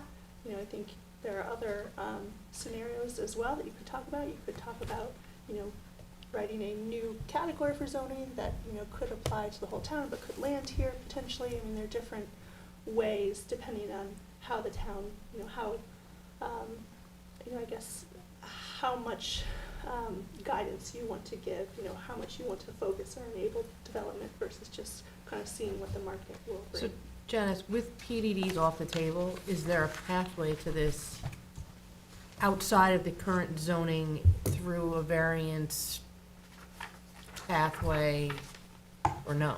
There's no pathway to that, Right. to that plan. The pathway to this plan would be just to lay out the street network potential, because some of these streets have to cross private I property. mean, can they go through a subdivision process to, So there's a lot of things that have to happen to get this to actually work. And that requires street networks and reparcelization to some degree. Is there a code that you could enact? There's always a code you can enact, and we've been researching this even from the previous administration. You've heard before in the past talk of, we should just do mixed-use zoning type of code.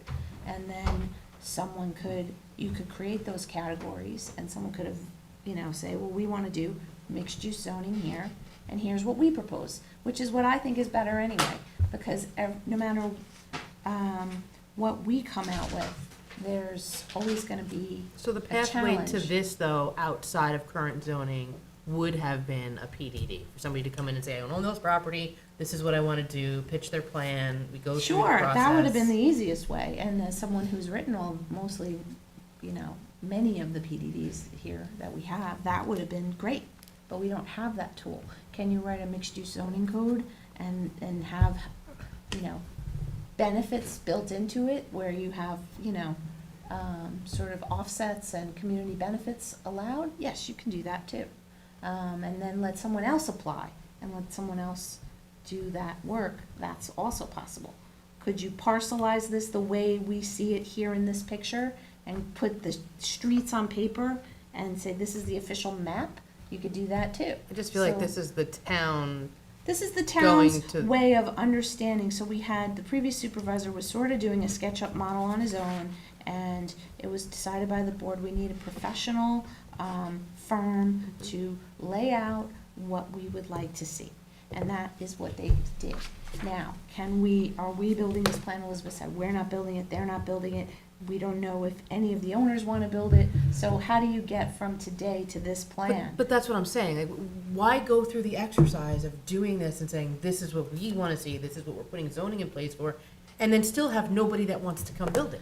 Well, right, that's why I'm of the mind nowadays, considering everything and just not putting, more effort into something to get more animosity over, is to just create like a mixed-use category and let the property owners apply, but have some parameters as to, hey, you need to provide public parking. And we don't want your parking under your building and not public, one of the benefits, that you can have trade-offs and performance sort of things And built also in. protect against, 40,000 square foot. Yeah, and you can put standards to say, Yeah. well, I no think that's building really- over this I much. think that's really important, to protect Yeah. the community on these huge buildings, what could be Right. built. So you could do that, and we could kind of sketch out what that would look like. It's Do really we own the what property you that want to these do. two roads are on? Do we own this property that these two new streets? We don't own any of these properties. You are deciding as a regulatory agency how it has to conform to a certain We can, pattern. they could put this property, So road if in, you and they don't donate it to. like this or want this, or the community says this isn't it, also the other reason, the benefit, if somebody says, why are you wasting our money doing this? That would be the next criticism. I would say we did this to have a sense of also what the program would be to plan your sewage treatment, system. You can't do that without some sense of numbers, and we can't have numbers unless we lay it out and say, well, this is what Yeah. these numbers would give us, what would other numbers give us? And, So we can keep doing this forever, but at some point, we have to decide on something. Right. I think Which that's is the really benefit. important, what I see, what I got out of this, is to prevent what the people don't want. Yeah, I think this gives you kind of a visual design directive of what we've heard the residents would be excited about. It gives you, right, the kind of engineering basis, like James mentioned, you have some of those assumptions to inform the sewage treatment plant. And it kind of has that visual to show a potential developer of what sort of development, would be received well in this area. So it gives a little bit more certainty. And then as Janice is alluding to, you could use this as the basis to write that mixed-use zoning guidance, that then could actually enable this, that would be the mechanism to Yeah. enable this Yeah. development to happen. I just, we have limited number of developers that actually own the property that are looking to do it. And I just feel like we're going through this exercise without, I know we got criticized that we're doing this for them, but it's also not in our best interest to do this without any input from them, because why go through the entire exercise? Why have people in the community upset when we could be putting something in place that nobody wants to build? Right, so I think it's almost better to just create a category for someone to apply, let them apply, let everybody react to that, let them do SECRA on their own plan, and move forward. Like, I hear everything on both sides. All the criticisms are heard and understood, and also all the people who say, what are we doing, what are we waiting for, we're sick of this, want something to happen. So there's that too. So balancing everything, understanding at least visually what we would like to get to, maybe. You would have to decide that, not me. This is nice as far as I'm concerned, and a good effort that shows something for people to react to, and that was the goal. So I think we achieved our goal, and I think revising the pattern book would also achieve our goal, because we don't want arbitrary standards at the planning level. So that's my objective. And then after that, if you like, we can now say, all right, let's take this and use it as a basis to create a mixed-use category, and let someone apply under that category, so we can all react to what someone really wants to do, instead of our pie-in-the-sky ideas of what we would like or don't like. It's a good suggestion. Well, it seems like we've spent a lot of time, not me personally, because I've just been here for 3 months, but, you know, everybody previously has put a lot of effort into this and a lot of time, and I don't know that I'm ready to just walk away from it. I mean, most of the people that I've met at the CACs and the civics and the chamber seem to be in favor of something. You know, if you just stand still, you're gonna fall behind. You have to be brave and make a change and see what comes of it. And I know that change is uncomfortable and scary, but if we don't do anything, nothing's gonna change. And I just think that a lot of the people that I've heard from have said things like, we like it, we like the way it looks, but we just want apartments above the shops and the offices. We don't want apartment buildings. You know, so if that's something we could regulate, then I think people would be comfortable with that. And I think if we do that, we knock out the developers, because it's not profitable for them to just do retail space with a few apartments above it. It has to be a balance, and I think finding that balance that's still profitable, but still meets the needs of the community is where we're at an impasse, and it's kind of like, and that's why, you know, I caution, you know, when we had the PDD process, to allow a developer to come in and then take the weight of going to the community and getting feedback and getting buy-in on their plan. Like, it's us doing that now, and we're the face of it.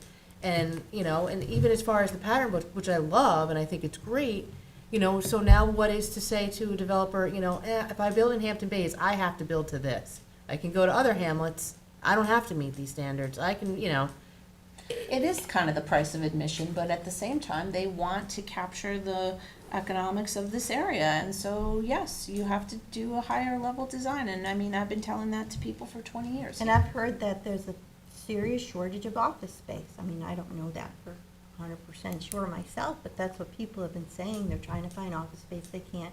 Of course, everybody would like a lot of little retail boutiques, but if that's not what's driving the market, at least it could be some retail, some offices, and then apartments. But And then that's in the market to sort of, the whole idea, just to take it back one step, of a form-based code was to say form over function, sort of, as long as it looks good and we like how it looks and feels, who cares if there's an office or a, you know, like, it's gonna change. Nothing is set in stone. Like, if you're set in stone, that means you're not alive anymore. Like, you're not set in stone, so it's gonna change. It was more focused on kind of shaping what the public realm or public experience was, you know, Right. and that's what it was mandating over the use of the building. But I think it's important to mention, you know, I know we've heard that a lot of people want the businesses, you know, want the coffee shops, but that is not sustainable if you don't have a residential population to frequent those. You know, yes, people will come here as a destination, but that's only a, you know, segment of the business that those businesses need to thrive. So I think the residential does definitely need to be a component to ensure that this is a vibrant, sustainable community. But like the little downtown with the apartments above the stores is really what people are looking for. And now you've got all this additional parking and the beautiful park behind it. So people will come from elsewhere now that they can more easily park and go to Good Ground Park and go to the shops to meet. And then another comment was, you know, it's uncomfortable for some people to have the two new roads. I like the way they're oriented, and that it draws people off of the Main Street back to Good Ground Park. I think that's brilliant, you know, because that's what we want to do. But to allow, you know, the streets to go actually into the park, some people aren't comfortable, and I know it's got a baller design, but maybe if we could just end it there and have some kind of cross question and is, not go into the park. Well, this is just a concept, and if you're not laying out the streets in an official map, then these are not real streets. These are just pictures. Somebody would have to design a street-like way, and they can dedicate it to us if it meets our standards. But if we're not building any of this and we're not mapping these roads, then these are just conceptual. And there's two ways to go here. You're either mapping it out Yeah. and saying, this is the official map, And this is the only, and this is a And I- paper street. and I And if you also come think- in and put a building on top of a paper street, like, you can't do that in planning world. You have to build the street to the Maybe we specs. build the street.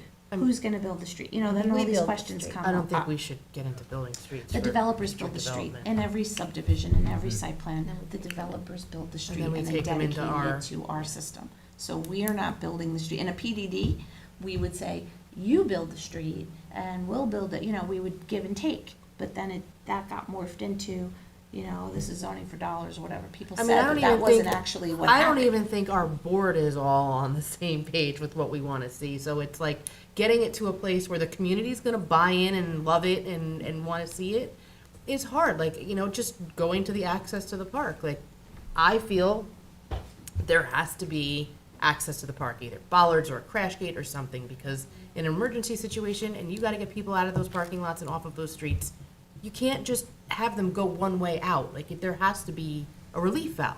Yes, that's So, very true. you know, but, and I think most people that have said to me, I don't like the access to the park, when you explain it in that manner, they get it, you know, this is not, you know, and then they have the issue with, you know, well, you guys are saying that it's gonna be emergency access, the next board could come in and say, you know, we're opening it to the park. And that's true, and you can't tell them that it's not, but I think we have to plan within the confines of what's best practice and what's safest and best use. And I just don't, you know, we can say it's all retail. I mean, we could rezone this and say, you know what, everybody wants just retail with apartments or offices above, and that's it. And we can zone it that way. And take out all these townhouses and just make it all retail with apartments above. I don't think anybody's gonna build that.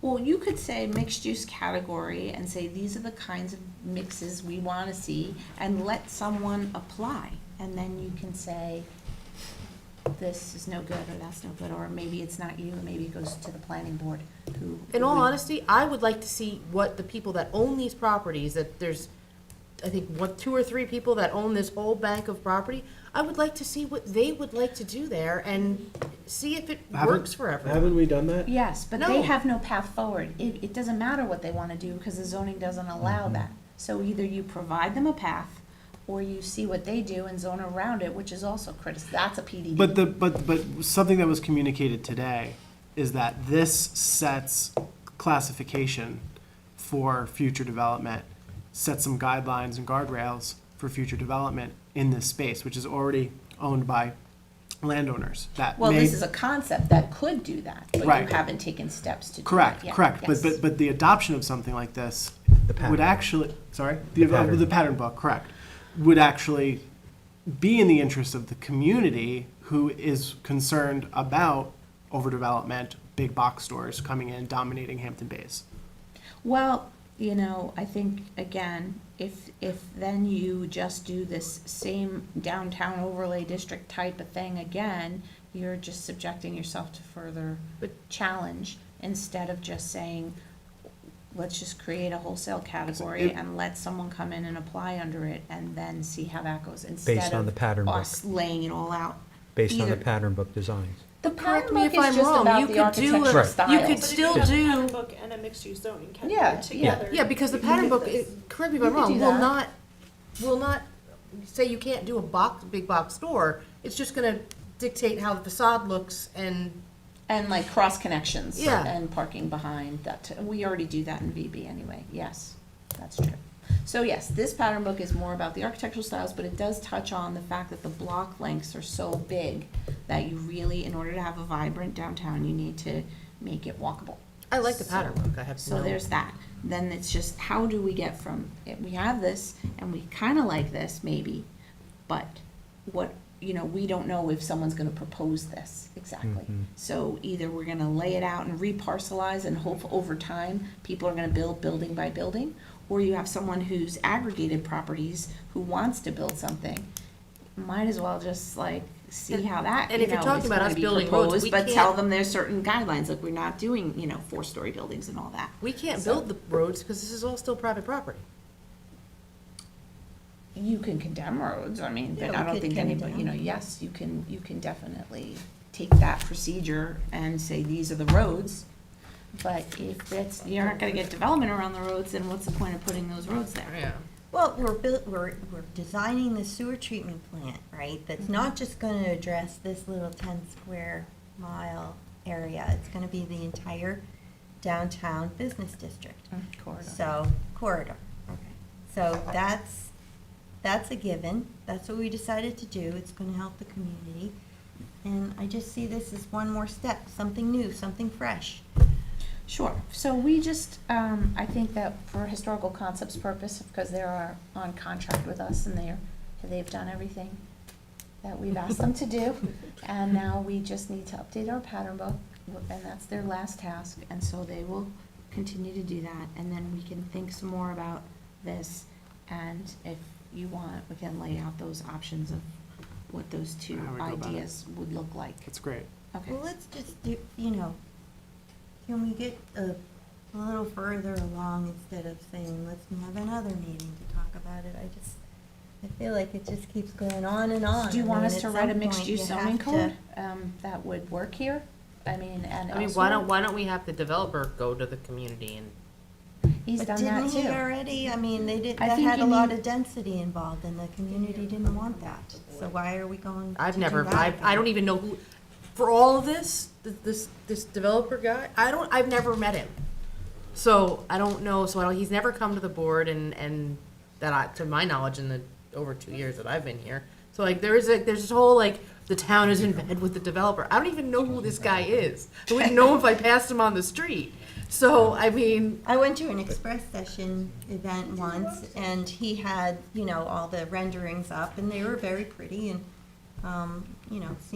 some people were impressed with them, but others were pretty firm that it's the most, densely populated hamlet. Let's not add any more density unless it's just apartments above the stores. That's what we keep hearing. So, what do you want? I'd like to do mixed-use zoning based on the pattern book. That's what I think. I think that's fair. And of course, we'll hear from the community Yeah. and take that into consideration. What did you say before when you said mixed-use zoning code? You said with benefits built in. What does that mean? Well, there's all kinds of zoning, and there's one type of zoning called performance zoning, and you have to perform certain things, like, So you can add stuff in. you can Training. provide certain Yeah, public you can benefits put- that you want to achieve. Yeah, you can put covenants in that the community wants this, we don't want that. from our side. You can certainly add restrictions to any code. So you can say no building bigger than blah, blah, blah. Yeah, no, Or you no can huge say- box stores. Yeah, That's you my can biggest say, concern, You know, that someone wants to come in there and build a Costco or something. I would not want to see that for Hampton Bays. yeah, so we can put those parameters in place, and you can review it. And then we can say, this makes sense, and you can adopt it. And then someone can come in and apply under there, and then you can review that. The question is, who are they applying to? Is this something where mixed-use zoning is only permitted by special use permit by the town board? Or is it by the planning board? Or who's reviewing what, when, and how? And those are the questions that we would answer in I don't think sunset it's code. fair to put it on the planning board. So, No. so typically, in other, places, the town board does review special use permits. You would give yourself that ability, so you could do that. But, Change of non-conforming use. But it's that like doesn't- that, yeah, but it's not a change in non-conforming use, it's called a special use permit. And so you would say that mixed-use zoning is a special use permit that is only granted by the town board under these circumstances and based on these criteria. Yeah, these And then you guidelines. review, yeah. You have the guidelines, you have the special I mean, covenants. why do you think it's unfair? I'm just curious with the planning board, because they know how to lay things out properly planned. Because it's going to be a very contentious thing, and they're not elected officials, and I feel that people, if a plan goes through, that people are really, it's the same reason why the former supervisor put a change of one non-conforming use to another before the town board, that there's an elected component to it, where if they're really not happy with what you saddle them with, they can vote you out. So So it still should it- goes to the planning board for Later, site for plan. For site plan. Yeah. But you provide whether or not you're gonna give that special use permit. So I think It's- that might be the compromise here between Mhm. these two extremes of like, you're not doing a new downtown overlay district. You're not reparcelizing the whole downtown, which you know, that would be quite an effort, although, We're not condensing I mean, roadways. you're not condemning roadways, maybe, but if you can't get across a parcel, if somebody can't get across, and that's a plan you like, what's gonna happen there? So that's the rub on that one. So whether or not you want to put the roadways in place is something that remains to be seen, just from a planning perspective, I think you need to consider. Yeah, well, But first, let somebody propose something, and then see then what we can go happens. from I there. wouldn't, As long as we have the guidelines are strict. yeah, so We we, don't- we're happy to, work on that, give you the guidelines, tweak them, public debate, and see where that goes. Maybe that's the way forward. All right. All right, Okay, thank Okay, you. thank you, Thank you. thank you, thank you, Elizabeth. Thank you, Paul. thank you to you both. thank you. Yeah, thanks for everything Janice, that thank you. nicely. I forgot Paul was there. Am I on next? Am I on community zoning too? Thank you, yes, you are. I'm still here.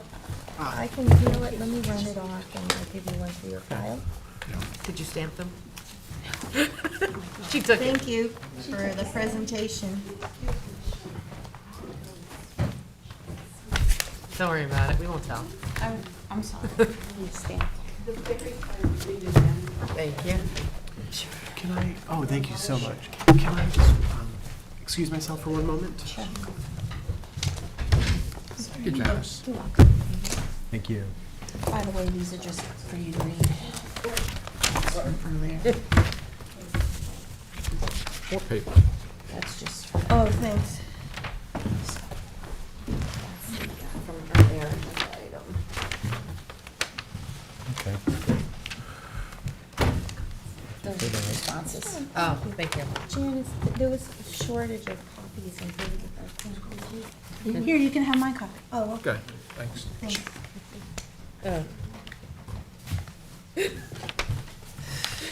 I still, when I search, I can't find it, so this is fun.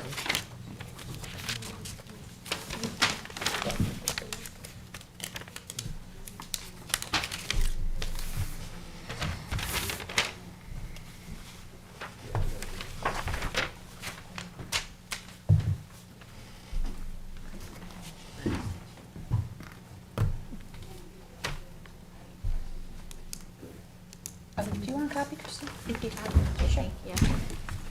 Thank you.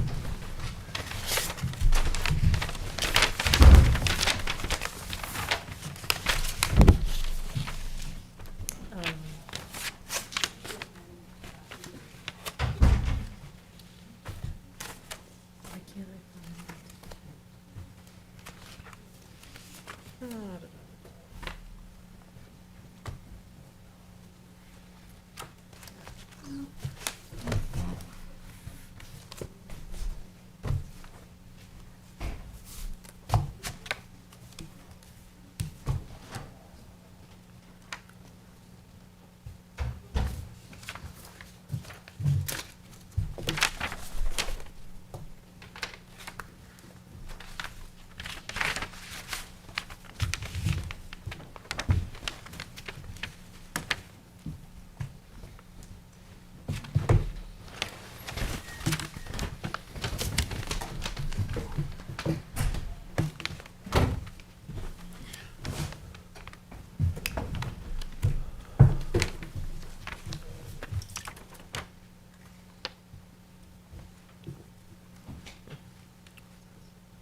Was this handed out? Yeah, that's for That's for the resolution that was on earlier. There's a couple more sections, but those are the most important ones. So read those, the responsive.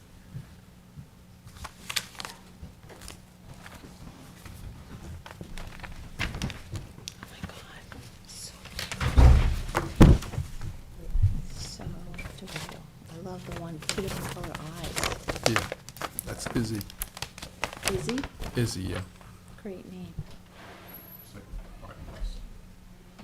Penny's father's daughter. Aw. It's the same bloodline.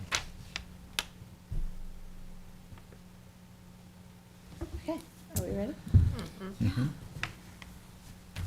So, thanks again. This is an effort that was brought up by Councilman Scavone, and we brought this out to the last board, but we wanted to remind you again, or bring it up to the new board, right? Is Yeah. that what this is? Right, it was in the fall. And these are our, the properties that have our transfer stations, and this would relate to the underlying zoning. Currently, 2 properties are zoned CR 200, and then 2 properties are zoned OSC, Open Space Conservation. Kind of hard to, in my opinion, think that the Hampton Bays Transfer Station or the North Sea Transfer Station is currently Open Space Conservation. So this would change the underlying zoning from those to a municipal designation, which would be a new zoning designation in the town of Southampton. And it basically would just, instead of seeing OSC or CR 200, you would see Muni, and then you'll just create a category that says that, for general municipal purposes. We don't have that category anymore? We don't have it out, we never did. No. But then you could do basically whatever you want on those properties. Well, you can still now, but people go, wait, it's zone residential, you shouldn't be, we don't want residential to be ever in those, we're never gonna put residential at the It's dump. too dangerous. And it doesn't make any sense to classify it as residential. I get it, but it opens up to, yes, we can do whatever we want there, but within reason, and we have to go. Well, right, for and so under that variances. category, you can say what's permitted. So you would say highway yard waste, you would say, transfer station, compost, whatever facility. This is what we own in a proprietary function already? Yes.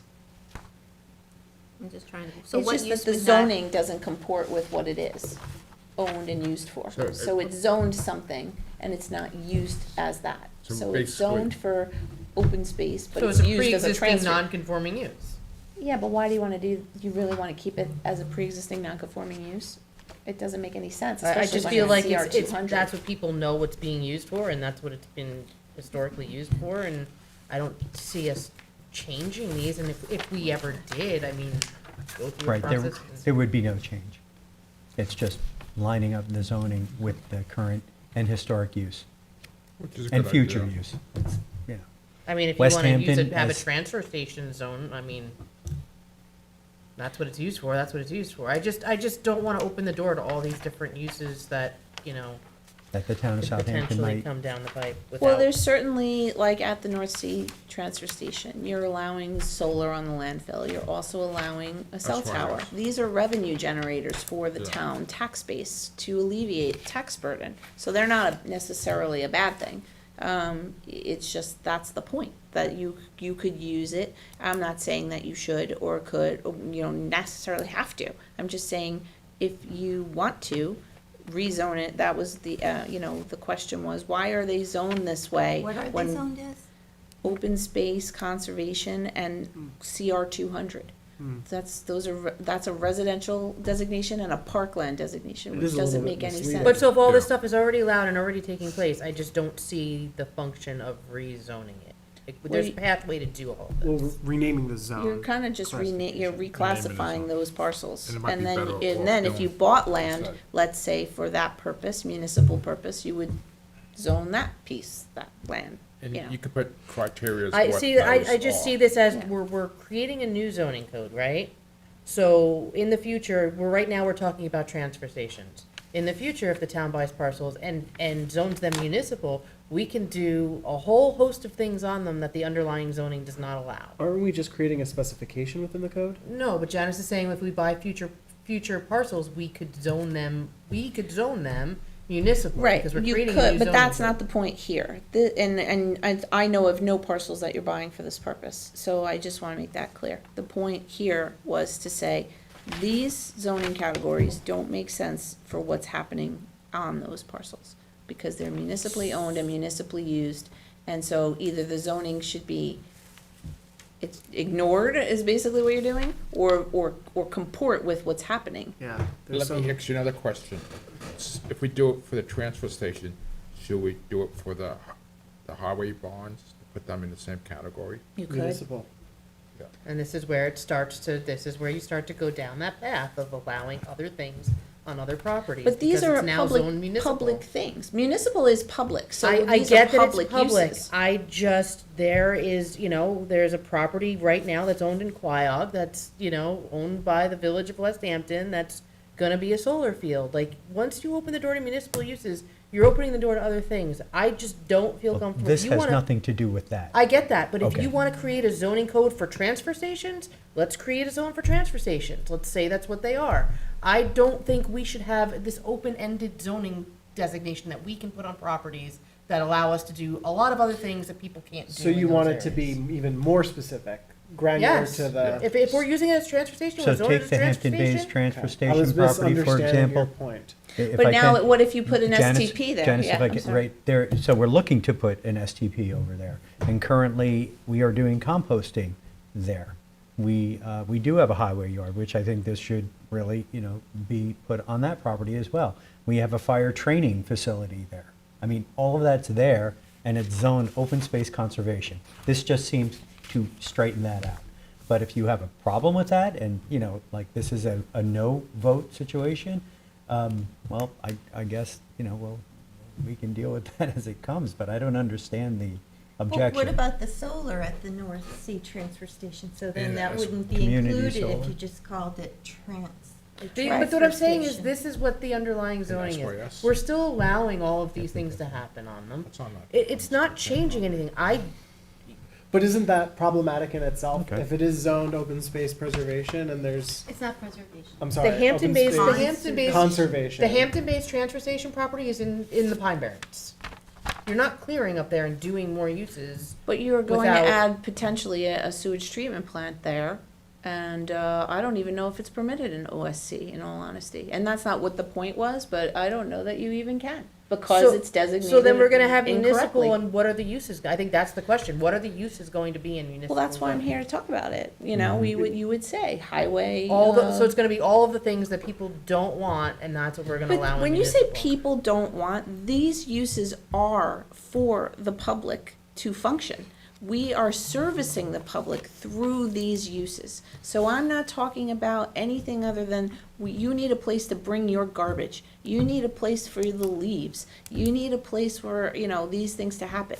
When we look at certain things and say, okay, well, you know what, on a landfill, we could also put solar, generate some revenue, and offset people's taxes. People don't want that. At the same time, We're it's doing not- it. It's not hurting any, not every single person doesn't want it. But You know what I we're mean? doing it. This It's not like board- it's not allowed. We're doing it. Sure, but we're just trying to On non-conforming. I just straighten feel it like, out, I that's feel all. like it I mean, opens, you don't I have feel like to it's do creating a anything you new don't wanna zoning do. code that opens a Pandora's box to allowing the town to put uses in place that wouldn't otherwise be allowed on the underlying zoning.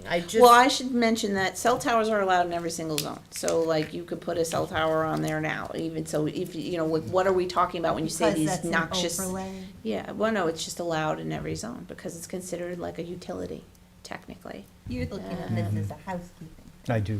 This I was Cindy's looking at presented it to me as as what's I don't want to the- argue of it, like it was I asked know, to I me, thought it was as, like- as an Like the easy thing we thing. need to do, because I we're, look at it as a housekeeping too. yeah, we have a transfer station on CR 200. I mean, That's been we're there non-conforming. historically. The town of Southampton is non-conforming in their use of their properties here. So, wanted to make it conforming. When You don't when change Cindy zoning just to make mentioned things about conform. the Quiog property, I heard when the planning board was looking at it, one of the people at the podium said that there was a new code that was adopted last year that Solar changed code. it, so it's called And this is not municipal. that. I know, but Okay, there's because still I know that that's word contentious, municipal. And this is not that. Right, but I just No, wanted it's to say. commercial in the solar, code. not Oh, municipal. It was an opportunity, OSC, Opportunity Solar, Community Solar, or something like But that. isn't There there was a something change that of says zone. municipal in there? No, It it's does- commercial solar. It was, commercial Commercial- utility scale Yeah, type solar, solar. That yeah. was changed last year in February, I think, of 2023. But there's no code for municipal in there. I don't believe so. It does but you allow own that West as an Hampton opportunity zone Beach because owns the it idea is in a to. hold on just a second, Janice. West Hampton Beach, I believe, owns that property in a proprietary interest, so it is a municipal piece of property for them. And that's what it is, it has been. So there's a category for municipal already? They own it in a proprietary interest. They're just the fee owner. It's not necessarily, Zoned I don't know how to say it. It's not like a general, zoning it's owned code for already. general When you, purposes. when a municipality owns something in a proprietary interest, they're allowed to use it for general municipal purpose as a function of their, what they do. Same as we're allowed to do with the North Sea Transfer Station and the West Hampton Transfer Station. That's, yeah, arguably, yes, it's a proprietary use of that property. I didn't hear that statement. Would you repeat it? It's a Because I- proprietary use of the, Down so when a here. municipality owns it. Yeah, I was talking to Cindy? Councilwoman Oh, Rankin. sorry. I said then that's what allows us to do the solar at North Sea and all the things that we've done on these properties because we own them. Okay. You don't want to do this?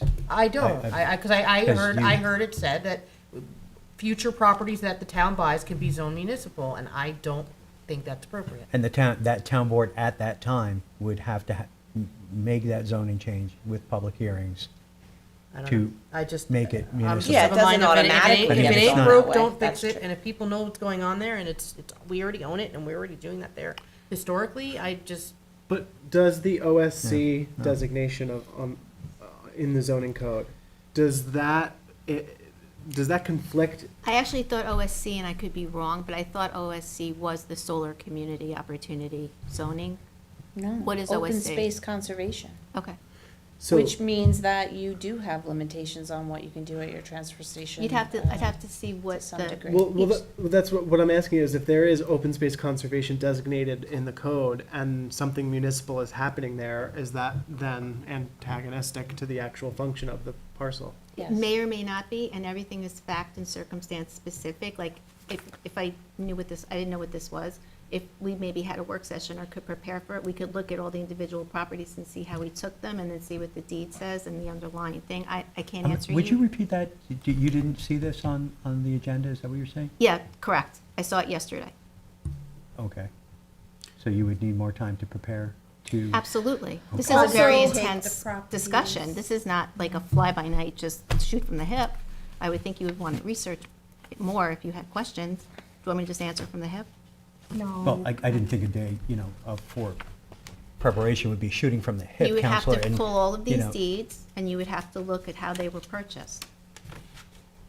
Okay, so it sounds like you're recommending that we keep the underlying non-conforming I zoning. am not making a recommendation like that at all. That's a policy consideration. I'm talking from a legal perspective. Councilman Iacilli just asked me how the OSC would affect each of these properties. I can't answer you right now, because I don't I have would that like- information. I would like more research on it, and in all honesty, I mean, our Okay, session said municipal zoning district discussion. It said nothing Yeah, about and we're transfer station discussing it, properties, so- it said nothing about underlining zoning changes, so I would like more information. I don't think Okay, that's a, I don't think so- that's a, Well, there's no harm in getting. What information can we, you want us I to would find like- the deeds? The deed should probably be pulled just to see how they were purchased, like and when, and what the zoning was at the time of the purchase. And then if the property has gone through, if you want, this is in response to Councilman Iacilli's question. This is nothing to do with your, Do you wanna know what Well, other it's not towns mine. do for I their thought- municipal properties? Would that help Yes, that you? would be a very good idea. So we'll just look at what, Like East do other Hampton, towns keep their yeah. underlying zone, or do they have a zone? Yeah, that's how to also do a good that, idea. yeah, that's a And great East idea, Hampton Travis. and South more Hill. information is always better. Okay, so we'll look at that and bring it back on. Does that make sense? Yep. It does. That's great. And Not take this too much more changes of your very time. little, and so, if there are strong feelings about, keeping the non-conforming use, then we'll keep the non-conforming use. I mean, it was brought to the prior board last fall, and there wasn't really any buy-in to doing this then either, so. Oh, No no, one there really was. It was just- objected, but we it didn't was- wanna put it on an agenda and not have the benefit of this board having a Right. chance to talk about it. I think, so- if I may just maybe there was, insert I my, I had a habit of my- doing that. if I can just When we hear. opine. No. Doing Yes, things please, go and- ahead. please opine. Mike I, is gonna I do think there's some value that Councilman Scavone is bringing to our attention, especially in terms of the continuity of the parcels here and how we designate them and the use of the properties, because there are concerns from the public when there's certain developments that, well, isn't the underlying zoning in conflict with what is being proposed? So I think in a lot of ways, this actually gets at specifying it, and I think there's some merit to looking into this a bit further, and I would be happy to see some of that information And Councilman, I can't let the comment pass because it's just too ironic that the former board didn't want to put something on without letting this board weigh in on it. I mean, that's kind of an ironic statement, so. Me too. No, I There were mean, plenty of me, things I'm put on. saying I it didn't say was, Way more concern that didn't get put on, that got put no, on I'm without saying this the board getting previous board consent. did review it, we didn't put it on the agenda for this board. Yeah, I didn't move And it now forward. we're I talking misunderstood. about it, because the Um, supervisor but I likes to do- have the work sessions before the resolutions Public go on the I agenda. do. But I do agree with Michael, So, I was, just what you just said. Well, okay. thank you. Thank you. Thank you. Have a nice day. Thanks, Thanks, Janice. thanks, Janice. And Kim, So too. let us know when Thanks, it's Kim. ready, and we'll put it on another work session agenda. Okay, so that brings us to the liaison and supervisor updates. What's going on with all of you? Transfer station's getting a couple new trucks, so hopefully they won't have any trouble this summer. Oh, good. That's And good news. Trucks, tractors and some new trailers. And then North Sea's going to, in the near future, I hope, have the obligation, to be able to weigh in on the sidewalks when they come out and talk to us again, which is very important to the community there. Oh, you mean the presentation that we Your had? presentation, yeah, they're supposed to be going out there. We haven't got a date yet. Is that coming back to us? No, I think their No. next step was to go to the Well, community. Go to the community, Okay. so we're just waiting to hear I think from that's what, I them. think people. Yeah, that's what I thought. Yeah. But then he said it's Yeah. coming back to us. I think a lot of people didn't understand that people still think it's our project. They don't Yeah. understand I it's know. a county project. Well, that's why I said that in the meeting, like, Yeah. this is, we give input. Do you have Nothing anything at this to add? time. Thank you. So we had a CAC meeting with the West Hampton community last evening.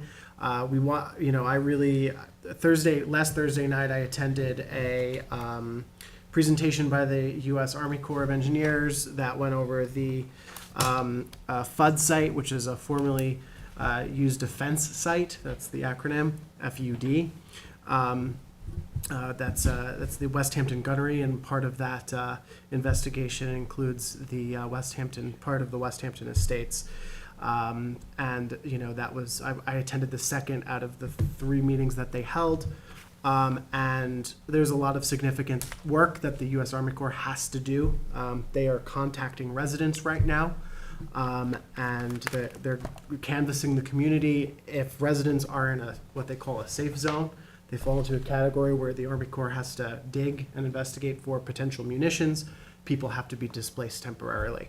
It's a pretty significant process. I encouraged the Army Corps to have an additional meeting, and they agreed to come to our CAC meeting last night, and we opened that up to the public. We did a significant outreach effort over the weekend, even though it was a holiday weekend. We tried to do as much as we can to get folks to know that there was an additional meeting that we were able to get on there and hopefully get more information to the people of the West Hampton community. So, so that's underway in the next 2 weeks. They're going to the U.S. Army Corps is getting underway with that project. And just a emphasis here is that this is a U.S. Army Corps led project. They are the lead agency on that. Just one final announcement about the Traffic Mitigation and Safety Task Force. We're going to be having that next week. We just met with County Executive Romaine. He met with all of you, and he's very excited for this particular project as the County Road 39 study is also going to be underway to have our town work on traffic in tandem with the county at the critical artery, CR 39. This is going to be a great way to sort of synchronize our efforts. And it's April 10th at 4 p.m. It's going to happen in the boardroom. There's going to be an overview of what we imagine the goals of the task force to be. The task force is charged with writing a final report. And we will have a public portion as well for our meetings. The first meeting obviously will have a public portion as well, where we'll hear from members of the public, so that could help the members of the task force in their prioritization of various roads, various initiatives that need to take place in order for us to move forward on some of the mitigation efforts. So very much looking forward to that. And again, that's April 10th from 4 o'clock to 6 o'clock p.m. right here. That's it. Looking forward to that. Yeah. Gonna get some good ideas going. Yeah. So I have Hometown Heroes banner program. The deadline to order banners is just over a week away on April 15th. Those will be hung from Memorial Day to Veterans Day in Good Ground Park.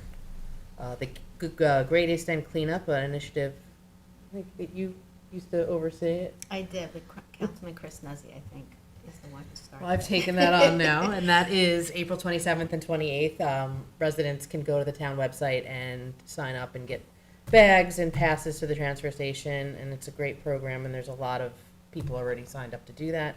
And then the Habitat for Humanity reuse program, you can drop off items at the North Sea transfer station on Wednesdays from 10 to 2, or the Hampton Bays transfer station on Fridays from 10 to 2, and that is usable household goods that they sell at their reuse store in Ronkonkoma, and the proceeds benefit Habitat for Humanity.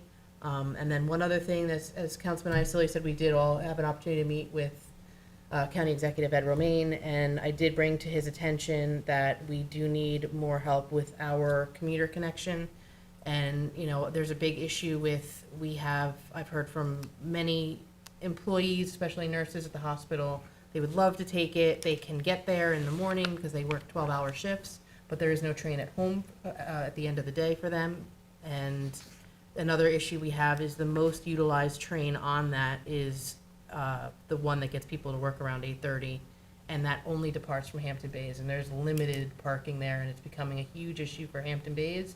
It's becoming a huge issue for their downtown, because now they have the influx of parking for the commuter connection in the parking lots that are supposed to serve the business district. And we really need for that train, you know, with additional sidings, to leave from Spionk and West Hampton as well. You can get back there, but they can't leave from there, so it's a big problem. We are starting an initiative called the South Fork Commuter Coalition to ask businesses and governments to sign on to this coalition to ask the MTA for more sidings. We're planning an event this springtime as well, as you probably know, and so those are in the works as well. So once we get those dates down, we'll let you know.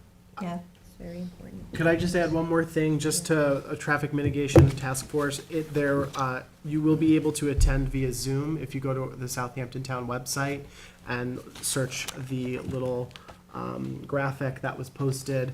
There is a Zoom link that you can go to sign up if you can't attend in person. So we're trying to open it up to everybody. Do you have to sign up ahead of time, or will the link be public? I think the link will be public if I'm not mistaken. Okay, because I know some of them are webinars and you have to sign up in advance. Yeah, either way, go, check it out first. If you have any questions, feel free to email us. And we have also a new email address that all the members of well, not all of the members, but the chairs, as well as a couple of members of the task force, will have access to, including you, Supervisor.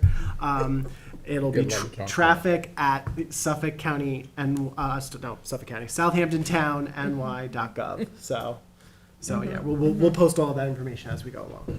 Thank you. Yeah, and we're looking forward to that, getting the Long Island Railroad involved, getting more sidings. They're developing their capital plan now, so we need to make give them a clear message that we want sidings and additional service on the Montauk branch. We really need it, and the county executive said he stands behind us, and he'll come to any events that we organize and support, and he's very supportive of our water quality improvement initiatives as well. So we were very appreciative that he came out here to see us this week. And I also went to a Suffolk County Supervisors Association meeting this week, and one of the topics that we addressed was the solid waste removal from the island in light of the potential closure of the Brookhaven facility. And it's going to have to be a lot of thinking that goes into how we're going to arrange for that and what has to be done, but at least people are starting to talk about it. And then lastly, I'm having the first department head meeting next Wednesday at 10 in Town Hall. and just to meet with all the department heads and get a pulse on the needs for each department and to foster good communication. Looking forward to that. All right, well, if that's all we have, I move to go into executive session to discuss contracts, personnel, and obtain confidential legal advice. Second. All in favor? Aye. Aye. Thanks, everyone. God, that's such a good.